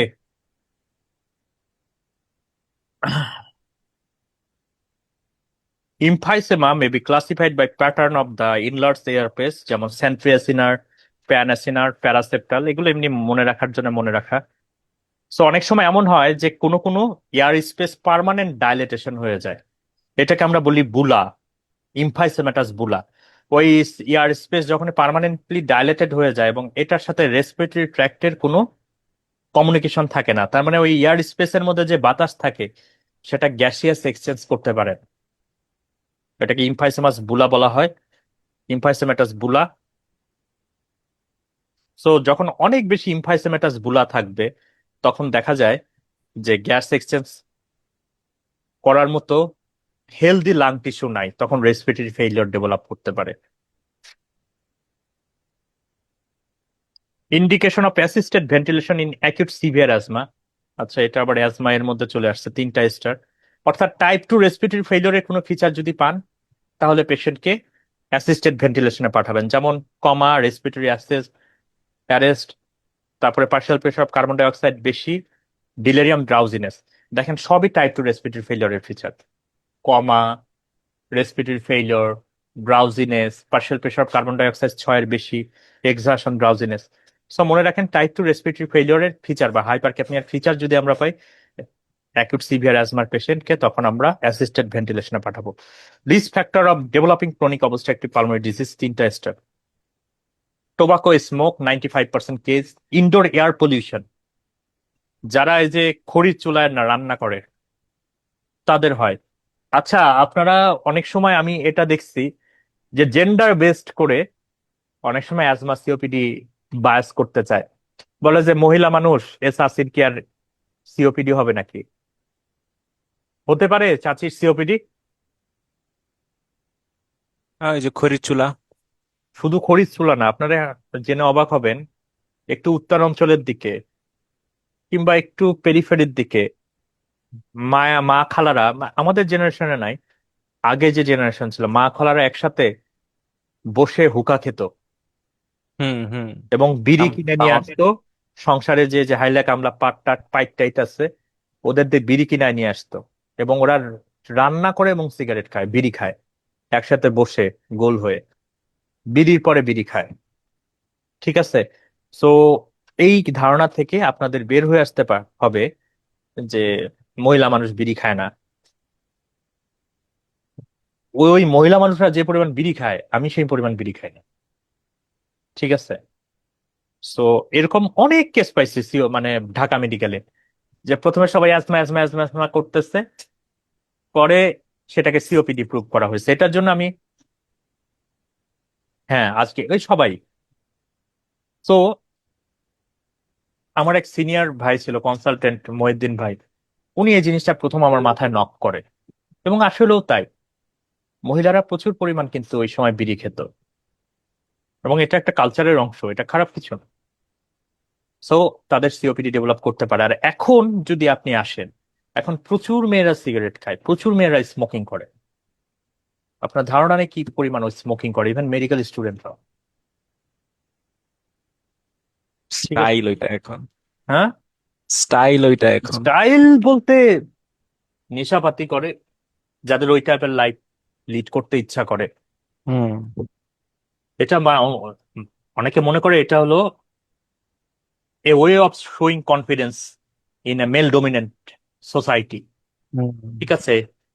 যারা ফেমিনিস্ট তারা মনে করে যে আমি রুলস ভাঙলাম। ঢাকা ভার্সিটি টিএসসি তে মাঝে মাঝে আমি একদিন যাই হোক আমিও সিগারেট খাইতেছিলাম, পরে দেখি এক আপু, মনে মনে ফার্স্ট ইয়ার সেকেন্ড ইয়ার হবে, এসে বসলো। ও যে এক সপ্তাহ ধরে সিগারেট শুরু করছে, ওর সিগারেট হাতে নেওয়া দেখেই বুঝছি। হ্যাঁ, এসে বসলো চেয়ারে ওখানে, বেঞ্চে, তারপর সিগারেট নিল। ধরানো দেখলেই তো বোঝা যায়। ঠিক আছে, মানে যে লাইটারটা যে জ্বালায় ধরাবে, ওই লাইটারের সিগারেট ওখানে মুখ দিয়েই আছে। পরে বুঝছি যে সে আসলে নতুন শুরু করছে, এবং তারপরে ধরানোর পরে একদম টান হয়ে ওই বেঞ্চে, ঠিক আছে, বসে সিগারেট এরকম করে কুলি করতেছে, ওটা খাইতেছে, কুলি করতেছে, বুঝছেন। পরে বুঝলাম যে সে মেল ডোমিনেন্ট সোসাইটিতে কনফিডেন্স শো করতেছে। ভাই কি ছেড়ে দিচ্ছেন? কে না, ও যেদিন মা, থেকে এটা এখন confidence- এখনো ছাড়েন নাই, এটা একটা কথা। ছেড়ে দিব একদিন। সিওপিডি হওয়ার পরে। ওই বুকে চাপ চুপ লাগলে তারপরে এমনি ছেড়ে দাও। এই আকামটা করছে আমার রুমমেট, আমি ফোর্থ ইয়ার পর্যন্ত খাইতাম না। ছেড়ে দেওয়া কি সিগারেট ছাড়া কিন্তু এত সহজ না। আপনারা আম, অনেকে মনে করেন যারা নন স্মোকার যে সিগারেট ছাড়া সহজ, সহজ না। আপনারা কি জানেন সিগারেট ছাড়ার জন্য বাইরের দেশে ইভেন যে নিকোটিন প্যাচ নিকোটিন ট্যাচ আর। প্যাচ, প্যাচ কি এখন আপনার এই যে ন্যাভিকুরিন নাকি কি সব ড্রাগ আছে হুম হুম নিকোটিন ছাড়ার জন্য, হুম সিগারেট হুম। ছাড়ার জন্য। তো অনেকে এটা আমরা মনে করি যে বললে ছেড়ে দেওয়া যায়, বললে ছেড়ে দেওয়া যায় না। এই যে জুবায়ের ভাই বলছে ভেরেনিক্লিন, তারপরে নাভিকুইন, এইসব। I use to take 60 average daily, now free of it for 7 years, আলহামদুলিল্লাহ। আসলে ভাই এত খাইতো কিরকম করে 60 এভারেজ ডেইলি? হয় হয়, আপনারা যেটা আয় মনে হায়। করতেছেন যে 60টা কেমনে খায়, যারা খেতে পারে খেতে পারে। ঠিক আছে। ওরে ভাই রে ভাই, আমি 7 আমি এমন সার্জন দেখছি, আহ, দেখেন। ও, সবচেয়ে অবাক হয়েছে একদিন, বিলিভ করেন, রেসপিরেটরি মেডিসিনের ওনাদের তো ওই যে ওটা ওদের কি চেস্ট ইনস্টিটিউট আছে না, ওই যে আগারগাঁওয়ে, ওদের ক্যান্টিনে গেছে, যা দেখি আমি কাউরে দেখতে পারতেছি না। লিটারেলি আমি একটু এগ্রাভেট করে বলতেছি, আমি দেখি কাউরে দেখতে পারতেছি না ওদের ক্যান্টিনে। পরে কি হয়েছে, যে কমপক্ষে অনেক 15-20 জন বসে আছে যারা সিগারেট খাইতেছে, চেস্ট ডিজিজের, মানে যারা আপনার সিগারেটের এগেনস্টে ক্যাম্পেইন করে। তারপর আমার যে ভাই আছে আমার সাথে আইএমও, ডি কার্ড করা, সিগারেট যে একটা এই হাতের আঙ্গুলের মধ্যে ঢুকায়, একটা এই হাতের আঙ্গুলের মধ্যে ঢুকায়, একটা এই হাতের আঙ্গুলের মধ্যে ঢুকায়। বিলিভ ইট অর নট, এটা খাওয়ার শেষে এইটা, এটা খাওয়ার শেষে এইটা। আর সার্জন তো আছে কিছু, ওদের কথা না বলি, যেটা ব্যাড, ব্যাড ইজ ব্যাড। ঠিক আছে।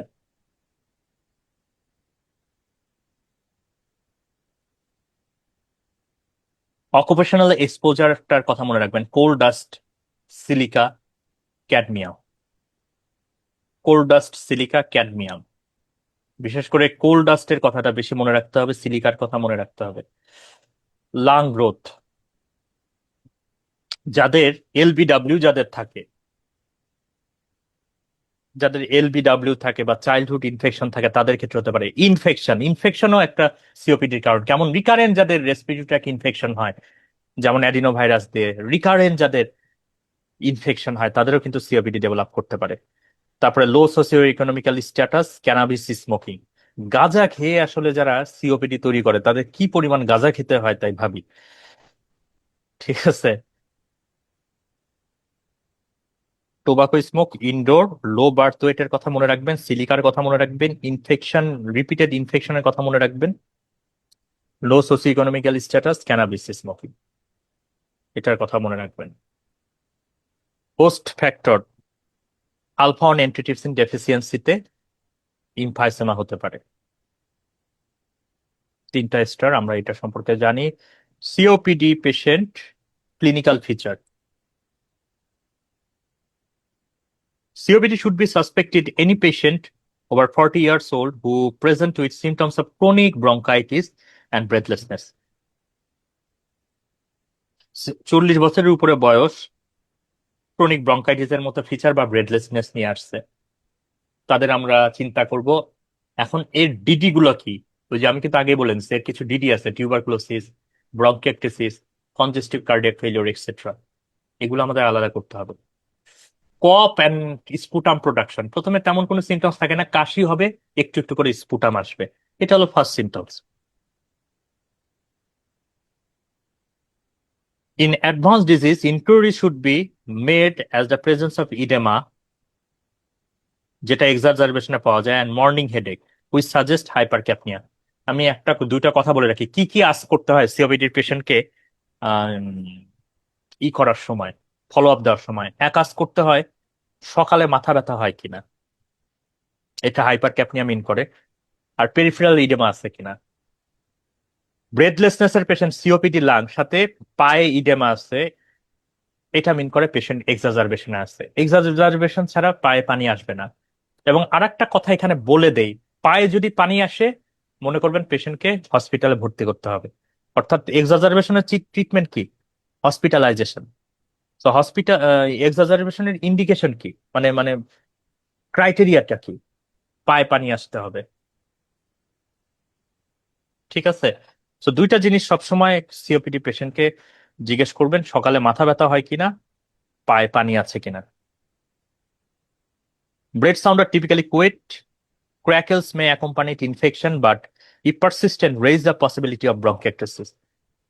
অর্থাৎ ব্রেথ সাউন্ড সাধারণত কোয়াইক হয়, ক্র্যাকেলস মানে ক্রিপিটেশন থাকতে পারে ইনফেকশন থাকলে, বাট এটা যদি ক্র্যাকেলস কন্টিনিউস আল্লাহর 40 দিন ধরে আছে, তখন আমরা ব্রঙ্কিয়েক্টাসিস চিন্তা করব। এটা একটা খুবই ইম্পর্টেন্ট ব্যাপার। অনেকে আমরা মনে করি সিওপিডি তে মনে হয় ফিঙ্গার ক্লাবিং থাকে, না, finger clubbing is not a feature of COPD. But সিওপিডির পেশেন্টের যদি ফিঙ্গার ক্লাবিং থাকে, সেক্ষেত্রে আমরা মাথায় রাখবো যে এই পেশেন্টের যেহেতু স্মোকিং হিস্ট্রি আছে, স্মোকিং করে তার সিওপিডি হয়েছে, তো এই পেশেন্টের ম্যালিগন্যান্সি থাকতে পারে। তো সিওপিডি পেশেন্টের যদি আমরা পাই, ক্লাবিং পাই, সেটা আরো বেশি ওই দিকে মিন করবে যে পেশেন্টের ম্যালিগন্যান্সি আছে কিনা।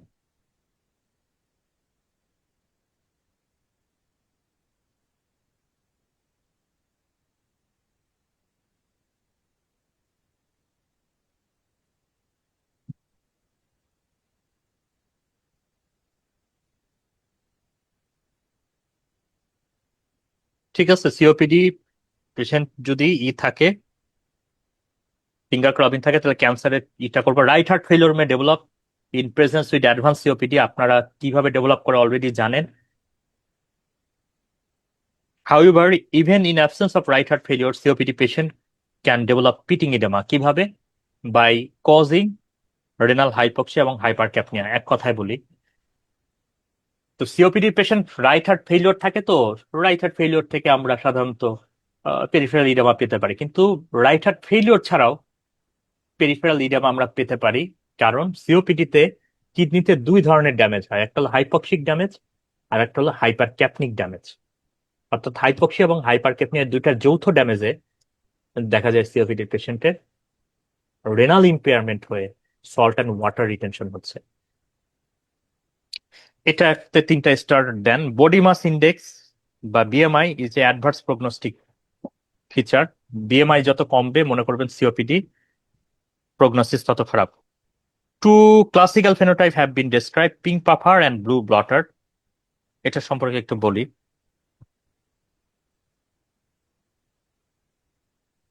দুইটা ফেনোটাইপ এখানে আমরা সিওপিডি পেশেন্টের ক্ষেত্রে দেখি, পিঙ্ক পাফার আর ব্লু ব্লটার। পিঙ্ক পাফার শব্দটার অর্থ কি? পিঙ্ক, পিঙ্ক দিয়ে এখানে বোঝানো হচ্ছে পেশেন্টের কোনো সাইনোসিস নাই। পাফার মানে কি? পাফিং। এটা করলে কি হয়? পাফিং করলে, পাফিং করলে অলরেডি বলছি যে আপনি যে এয়ারটা এক্সহেল করতে চাচ্ছেন এটা মুখে বাধা পেয়ে পেছনের দিকে থ্রাস্ট দিয়ে ওই যে আর্লি ক্লোজার যে হয়ে যাচ্ছে এয়ারওয়ে ট্র্যাক্ট গুলো সেটাকে ধাক্কা দিয়ে আবার খুলে দেয়। এই সুযোগে কার্বন ডাই অক্সাইড বাইরে বের হয়ে আসতে পারে। তাহলে যে পাফিং করতেছে তার partial pressure of carbon dioxide normal থাকবে না বেশি থাকবে? হ্যাঁ, নর্মাল থাকবে। নর্মাল থাকবে। তার বের মানে করে পিঙ্ক দিচ্ছে পাফার যেহেতু। থেকে, হ্যাঁ, পিঙ্ক পাফার থেকে আমরা দু ধরনেরই পেলাম, কাহিনী পেলাম।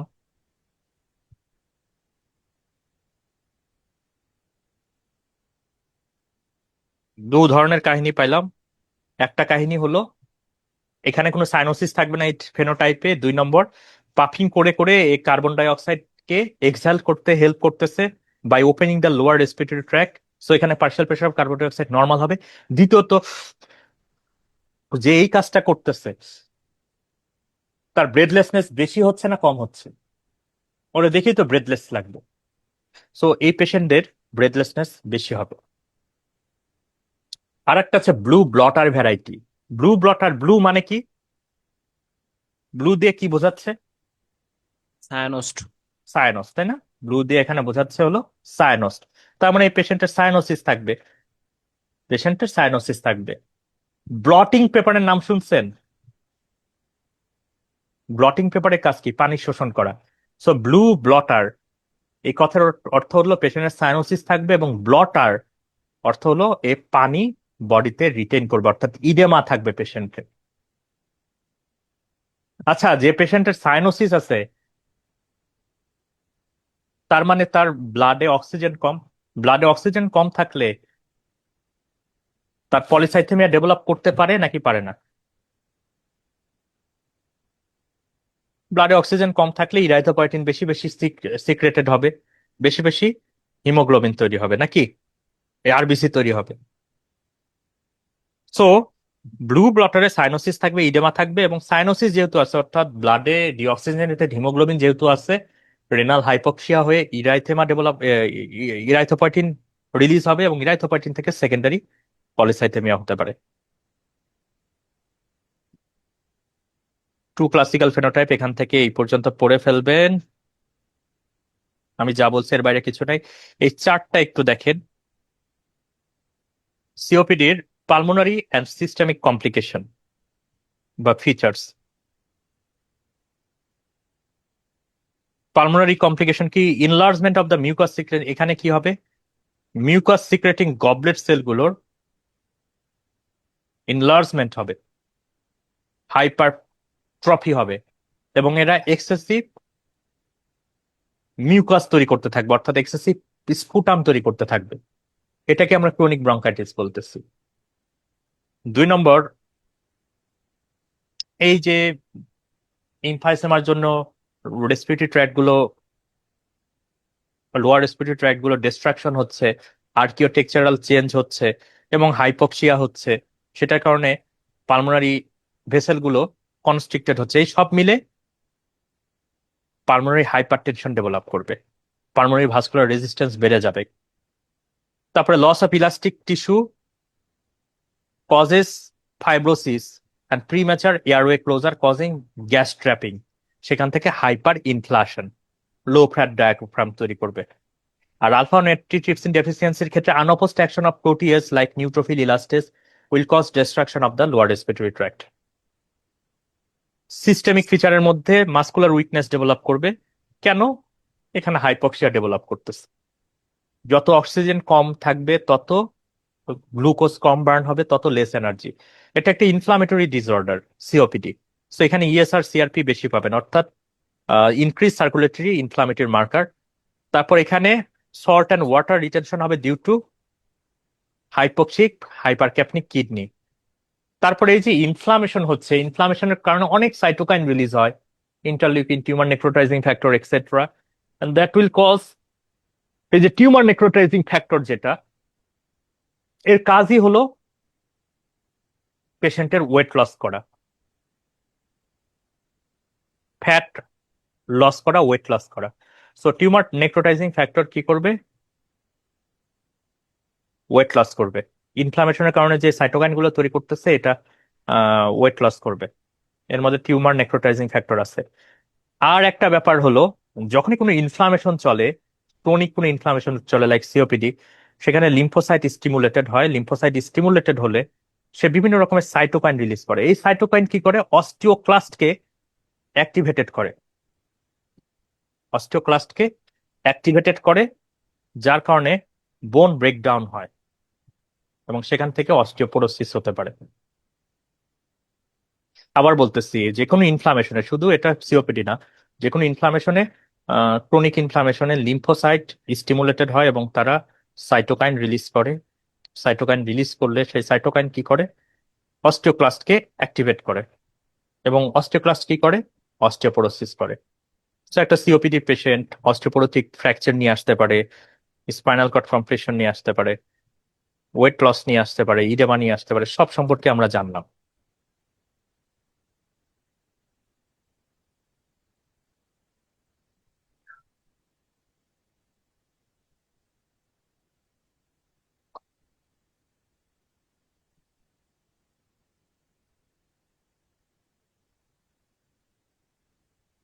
Investigation: a blood count useful to exclude anemia and documented polycythemia. COPD পেশেন্টের একটা জিনিস দেখছে যে এদের সবসময় দেখা যায় হিমোগ্লোবিন 16, 15.5। মানে আমাদের দেশে কিন্তু আমরা যারা মেল আছি তাদের সামনে 14, 14.5 এরকম থাকে, কিন্তু যারা বিড়ি খায় দেখবেন তাদের 16, 15.8 এরকম লেভেলের হিমোগ্লোবিন থাকে। কারণ এদের পলিসাইথেমিয়া থাকে সাধারণত, সেকেন্ডারি পলিসাইথেমিয়া। গ্যাসবক সিন্ড্রোমের কথা মনে আছে না? গ্যাসবক, জি ওই ভাই। জন্য। তারপর এখানে আমরা যদি স্পাইরোমেট্রি করি, স্পাইরোমেট্রি করলে অবশ্যই FEV1 FVC রেশিও 70-এর নিচে থাকবে। এরপর আমরা সিওপিডির স্টেজিং করি কি দিয়ে? পোস্ট ব্রঙ্কোডাইলেটর, FEV1 দিয়ে। এই কোশ্চেনটা 2021 সালে আসছিল, 4টা স্টার, যে how do we stage COPD patient, severity of COPD. Answer হবে post bronchodilator FEV1 status. Bronchodilator দেওয়ার পরে FEV1 কতটুকু আছে, এইটা দেখে আমরা সাধারণত সিদ্ধান্ত নেব। তো স্পাইরোমেট্রির মধ্যে গেল, সিবিসিতে পলিসাইথেমিয়া পেতে পারি। এবার হলো TLCO বা গ্যাস ট্রান্সফার যে এটা আছে, ইন্ডিকেটর যেটা আছে, TLCO ইমফাইসেমার ক্ষেত্রে অবশ্যই ডিক্রিজড হবে। তারপর আমরা যদি HRCT করি, ইমফাইসেমা দেখার জন্য বেস্ট ডায়াগনস্টিক টেস্ট হলো HRCT বা হাই রেজুলেশন সিটি স্ক্যান। এটা একটু আমরা মনে রাখবো। এই যে পাশে এগুলো মনে রাখতে হবে, সিবিসিতে পলিসাইথেমিয়া, স্পাইরোমেট্রিতে FEV1 FVC 70-এর নিচে, এবং আমরা স্টেজিং করতেছি কি দিয়ে? স্টেজিং করতেছে পোস্ট ব্রঙ্কোডাইলেটর স্ট্যাটাস দিয়ে। ইমফাইসেমাতে লো গ্যাস ট্রান্সফার থাকবে, TLCO লোস, এবং আমরা ইমফাইসেমা ডায়াগনোসিস কিভাবে করি? HRCT দিয়ে। ডমিসিলারি অক্সিজেন আমরা কাদের ক্ষেত্রে দেই? অর্থাৎ বাসায় অক্সিজেন ইউজ করবে সবসময়, এটা কাদের ক্ষেত্রে দিতে পারি? যাদের স্যাচুরেশন সবসময় 93-র নিচে থাকে। এই যে হাই রেজুলেশন সিটি দিয়ে আমরা ইমফাইসেমা ডায়াগনোসিস করি। অ্যাসেসমেন্ট অফ সিভিয়ারিটি, এই যে লিখে রাখেন পোস্ট ব্রঙ্কোডাইলেটর FEV1 স্ট্যাটাস দেখে আমরা সাধারণত এটা ডায়াগনোসিস করি। যেমন 80-র উপরে যদি থাকে তাহলে মাইল্ড, 50 থেকে 79 পর্যন্ত যদি থাকে মডারেট, 30 থেকে 49 পর্যন্ত যদি থাকে সিভিয়ার, 30-এর নিচে যদি থাকে ভেরি সিভিয়ার। 80, 50 থেকে 30 করে করে দেখেন, প্রথমে 30 গ্যাপ, 80-র উপরে 50 থেকে 79, তারপরে 20 করে গ্যাপ, 30 থেকে 50, 80-র উপরে 50 থেকে 79, 30 থেকে 50, 30-এর নিচে mild, moderate, severe, very severe. এটা একটু মাথায় রাখেন।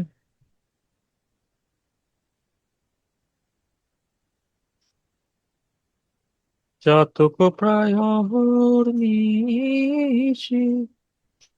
এবার দেখেন ম্যানেজমেন্ট। ম্যানেজমেন্ট হলো, প্রথমে এখানে বলা আছে bronchodilator therapy is the central to management of breathlessness. এখানে 3টা স্টার দেন। প্রথমে যে কোশ্চেনটা এখানে আসবে যে ব্রেথলেসনেস ম্যানেজমেন্টের জন্য সিওপিডি তে সেন্ট্রাল থেরাপি কি? অ্যান্সার হলো ব্রঙ্কোডাইলেটর। এক্ষেত্রে আমরা লাবা এবং লামা ইউজ করতে পারি। লাবা তো জানি লং অ্যাক্টিং বেটা অ্যাগোনিস্ট, লামা হলো লং অ্যাক্টিং মাস্কারেনিক অ্যান্টাগনিস্ট। মাস্কারেনিক স্টিমুলেশন হলে কি হবে? ব্রঙ্কিয়াল সিক্রেশন বাড়বে, হুম। ব্রঙ্কো কনস্ট্রিকশন হবে। সো লামা মানে হলো লং অ্যাক্টিং মাস্কারেনিক অ্যান্টাগনিস্ট। সো আমরা এই ক্ষেত্রে লাবা এবং লামার কম্বিনেশন দিয়ে থাকি।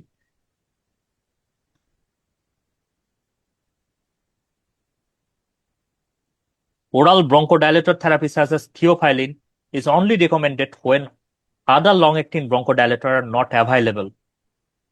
কারণ কি? এটার সাইড ইফেক্ট আছে। মানে বুঝতে পারছেন কোন ড্রাগটা দেওয়ার কথা নিষেধ করছে? কোনটা? আপনারা যেটা প্রত্যেকটা প্রেসক্রিপশনে দেন, ড্রক্সিভা দেন না? এখানে বলা হয়েছে যে কোনোভাবে যদি ইনহেলড কোনো ব্রঙ্কোডাইলেটর না পাওয়া যায়, লং অ্যাক্টিং কোনো ব্রঙ্কোডাইলেটর না পাওয়া যায়, সেই ক্ষেত্রে খালি ইউজ করতে পারেন। আর আমাদের দেশে প্রত্যেকটা প্রেসক্রিপশনে প্রেসক্রিপশনে এই জিনিস।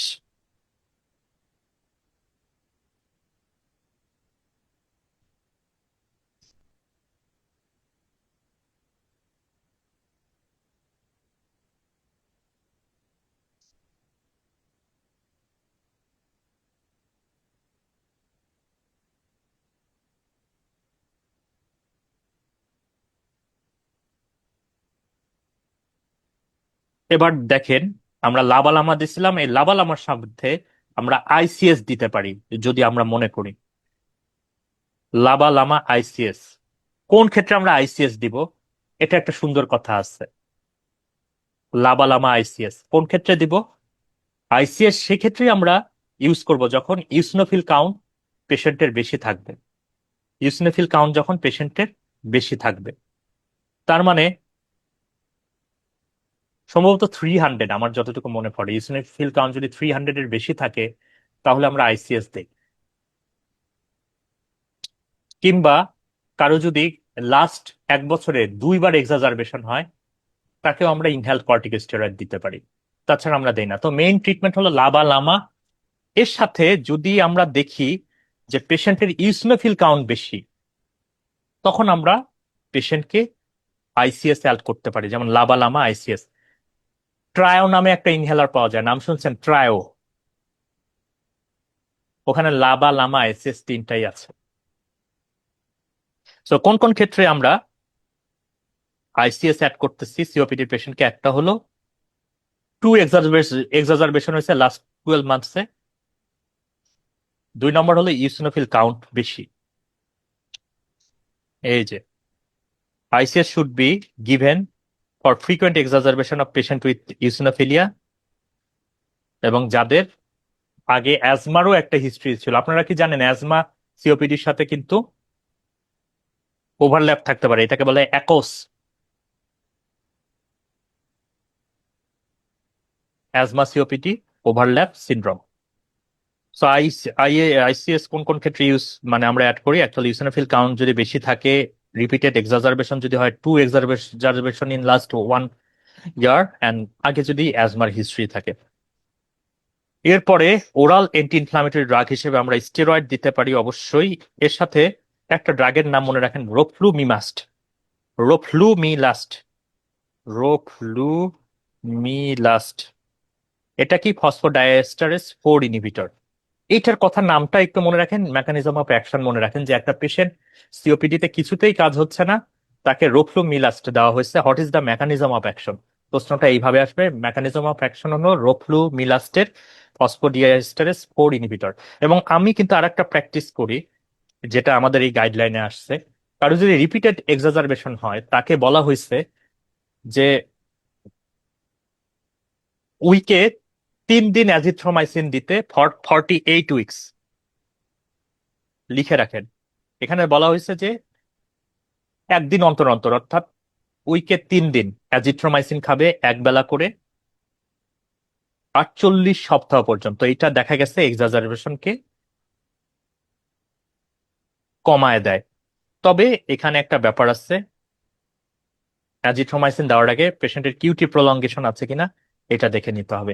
এবার আরেকটা ইম্পর্টেন্ট ব্যাপার যেটা দিয়ে আপনাদের ঘোরাতে পারে, সেটা হলো যাদের সিওপিডির পেশেন্ট তাকে কি অ্যাডভাইস দিতে হবে আমাদের। অবশ্যই নিউমোকক্কাল ভ্যাকসিনেশন এবং ইনফ্লুয়েঞ্জা ভ্যাকসিনেশনের কথা পেশেন্টকে আমাদের বলতে হবে।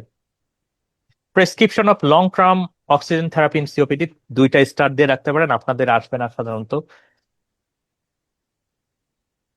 কোন কোন ক্ষেত্রে পেশেন্টকে আমরা লং টার্ম অক্সিজেন থেরাপি দেওয়ার কথা বলবো, অর্থাৎ দিনে প্রায় 15 ঘন্টা। এটা আমাদের দেশের পার্সপেক্টিভে একদমই বাস্তব না। আর্টেরিয়াল ব্লাড গ্যাস আমরা মেজার করবো অ্যাটলিস্ট 2 অকেশন ইন 3 উইকস। যদি পার্শিয়াল প্রেশার অক্সিজেন কম পাই, 7.3 এর কম পাই, irrespective of partial pressure of carbon dioxide, সেক্ষেত্রে আমরা লং টার্ম অক্সিজেন দিব। আর যদি পার্শিয়াল প্রেশার অফ অক্সিজেন 7.3 থেকে 8 এর মধ্যে থাকে, সাথে 3টা P, pulmonary hypertension, peripheral oedema এবং পলিসাইথেমিয়া, এই 3টা পি যদি থাকে হেমাটোক্রিট 55-এর উপরে, তাহলে আমাদের লং টার্ম অক্সিজেনেশন দিতে হবে।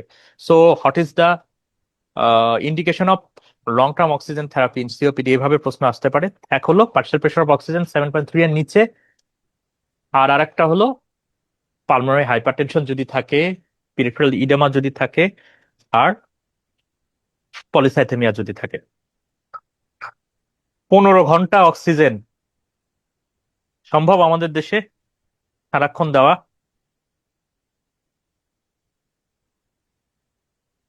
প্রগনোসিস, প্রগনোসিস আমরা কি দিয়ে দেখি? একটা ইন্ডেক্স দিয়ে দেখি, সেটাকে আমরা বলি বডি ইন্ডেক্স। বোর্ড, বিতে বডি মাস, ওতে এয়ারওয়ে অবস্ট্রাকশন, ডিতে ডিজনিয়া, ইতে এক্সারসাইজ ক্যাপাবিলিটি। এটা দিয়ে মনে রাখবেন যে এগুলো হলো prognostic marker of COPD. Body mass, ওতে অবস্ট্রাকশন, ডিতে ডিজনিয়া, ইতে exercise capability. COPD has natural history but usually progressive. The prognosis is inversely proportional to age. যত এজ বাড়বে প্রগনোসিস তত খারাপ। And directly related to post bronchodilator FEV1, অর্থাৎ FEV1 যত ভালো প্রগনোসিস তত ভালো। এই যে COPD directly proportional to FEV1, inversely proportional to age. এছাড়া আছে ডিজনিয়া, বডি ইন্ডেক্সের যে ফিচারগুলো, exercise capacity, air flow resistance, dyspnoea, এগুলোর উপরে ভিত্তি করেও হয়। সিওপিডি পেশেন্ট কিভাবে মরে? Respiratory failure, pneumonia, lung cancer থেকে হতে পারে, সিওপিডি থেকে, স্মোকিং হিস্ট্রি থেকে পরবর্তীতে যদি লাং ক্যান্সার হয়, আর cardiac disease, associated cardiac disease থেকে মরতে পারে। অ্যাকিউট এক্সাজারবেশন অফ সিওপিডি, এটা সাধারণত কোন ইনফেকশন দিয়ে হয়? হেমোফিলাস ইনফ্লুয়েঞ্জা দিয়ে হয়, এটা মাথায় রাখেন। এক্সাজারবেশন কি কি ভাবে বুঝবো? যদি সায়ানোসিস থাকে, পেরিফেরাল ইডেমা থাকে, অল্টার্ড কনসাসনেস থাকে, এই 3টা জিনিস যদি থাকে আমরা পেশেন্টকে হসপিটালে পাঠাবো। মনে রাখবেন কোন কোন ক্ষেত্রে সিওপিডির পেশেন্টকে আমরা হসপিটালে অ্যাডমিট করব বা রিফার করব? যদি সায়ানোসিস থাকে, পেরিফেরাল ইডেমা থাকে, অল্টার্ড কনসাসনেস থাকে, এই 3টা জিনিস। সায়ানোসিস তার মানে সিওপিডির পেশেন্ট পায়ে পানি আসছে, হসপিটালে পাঠায় দেন। সায়ানোসিস আছে, হসপিটালে পাঠায় দেন। Cyanosis, peripheral oedema, altered consciousness, refer to hospital. Drug of choice কি? Oral glucocorticoids. এখান থেকে আর আলাদা করে কিছু পড়তে হবে না। আমরা অ্যান্টিবায়োটিক থেরাপি হিসেবে অ্যামোক্সিক্ল্যাব দিতে পারি। আমরা স্যাচুরেশন কতটুকু রাখবো? 88 থেকে 92%। যদি পায়ে পানি আসে ডায়োটিক্স দিব। এর বাইরে এখান থেকে কিচ্ছু পড়তে হবে না। যেমন আমি বলি, ট্রিটমেন্ট কি দেই আমরা? অক্সিজেন থেরাপি দেই, low dose oxygen therapy, saturation রাখি 88 থেকে 92, ব্রঙ্কোডাইলেটর মানে উইন্ডেল প্লাস নেবুলাইজেশন দেই, স্টেরয়েড দেই পেশেন্টকে প্রেডনিসোলন ফর 5 ডেজ। অ্যান্টিবায়োটিকের মধ্যে আমরা অ্যামোক্সিক্ল্যাব দিতে পারি। এই তো, এখান থেকে তো আর তেমন কিছু আমরা দেই না। আর পায়ে পানি আসলে ডায়োটিক্স দেই। এক্সাজারবেশনের এইটাই চিত্রেন, এইটাই cyanosis, peripheral oedema, altered consciousness. আচ্ছা, এই এই পর্যন্ত আমাদের পড়া হলো। আমরা খাওয়া দাওয়া করে বাকি অংশটা পড়ে ফেলবো। Thank you. আধা ঘন্টা দেয়া।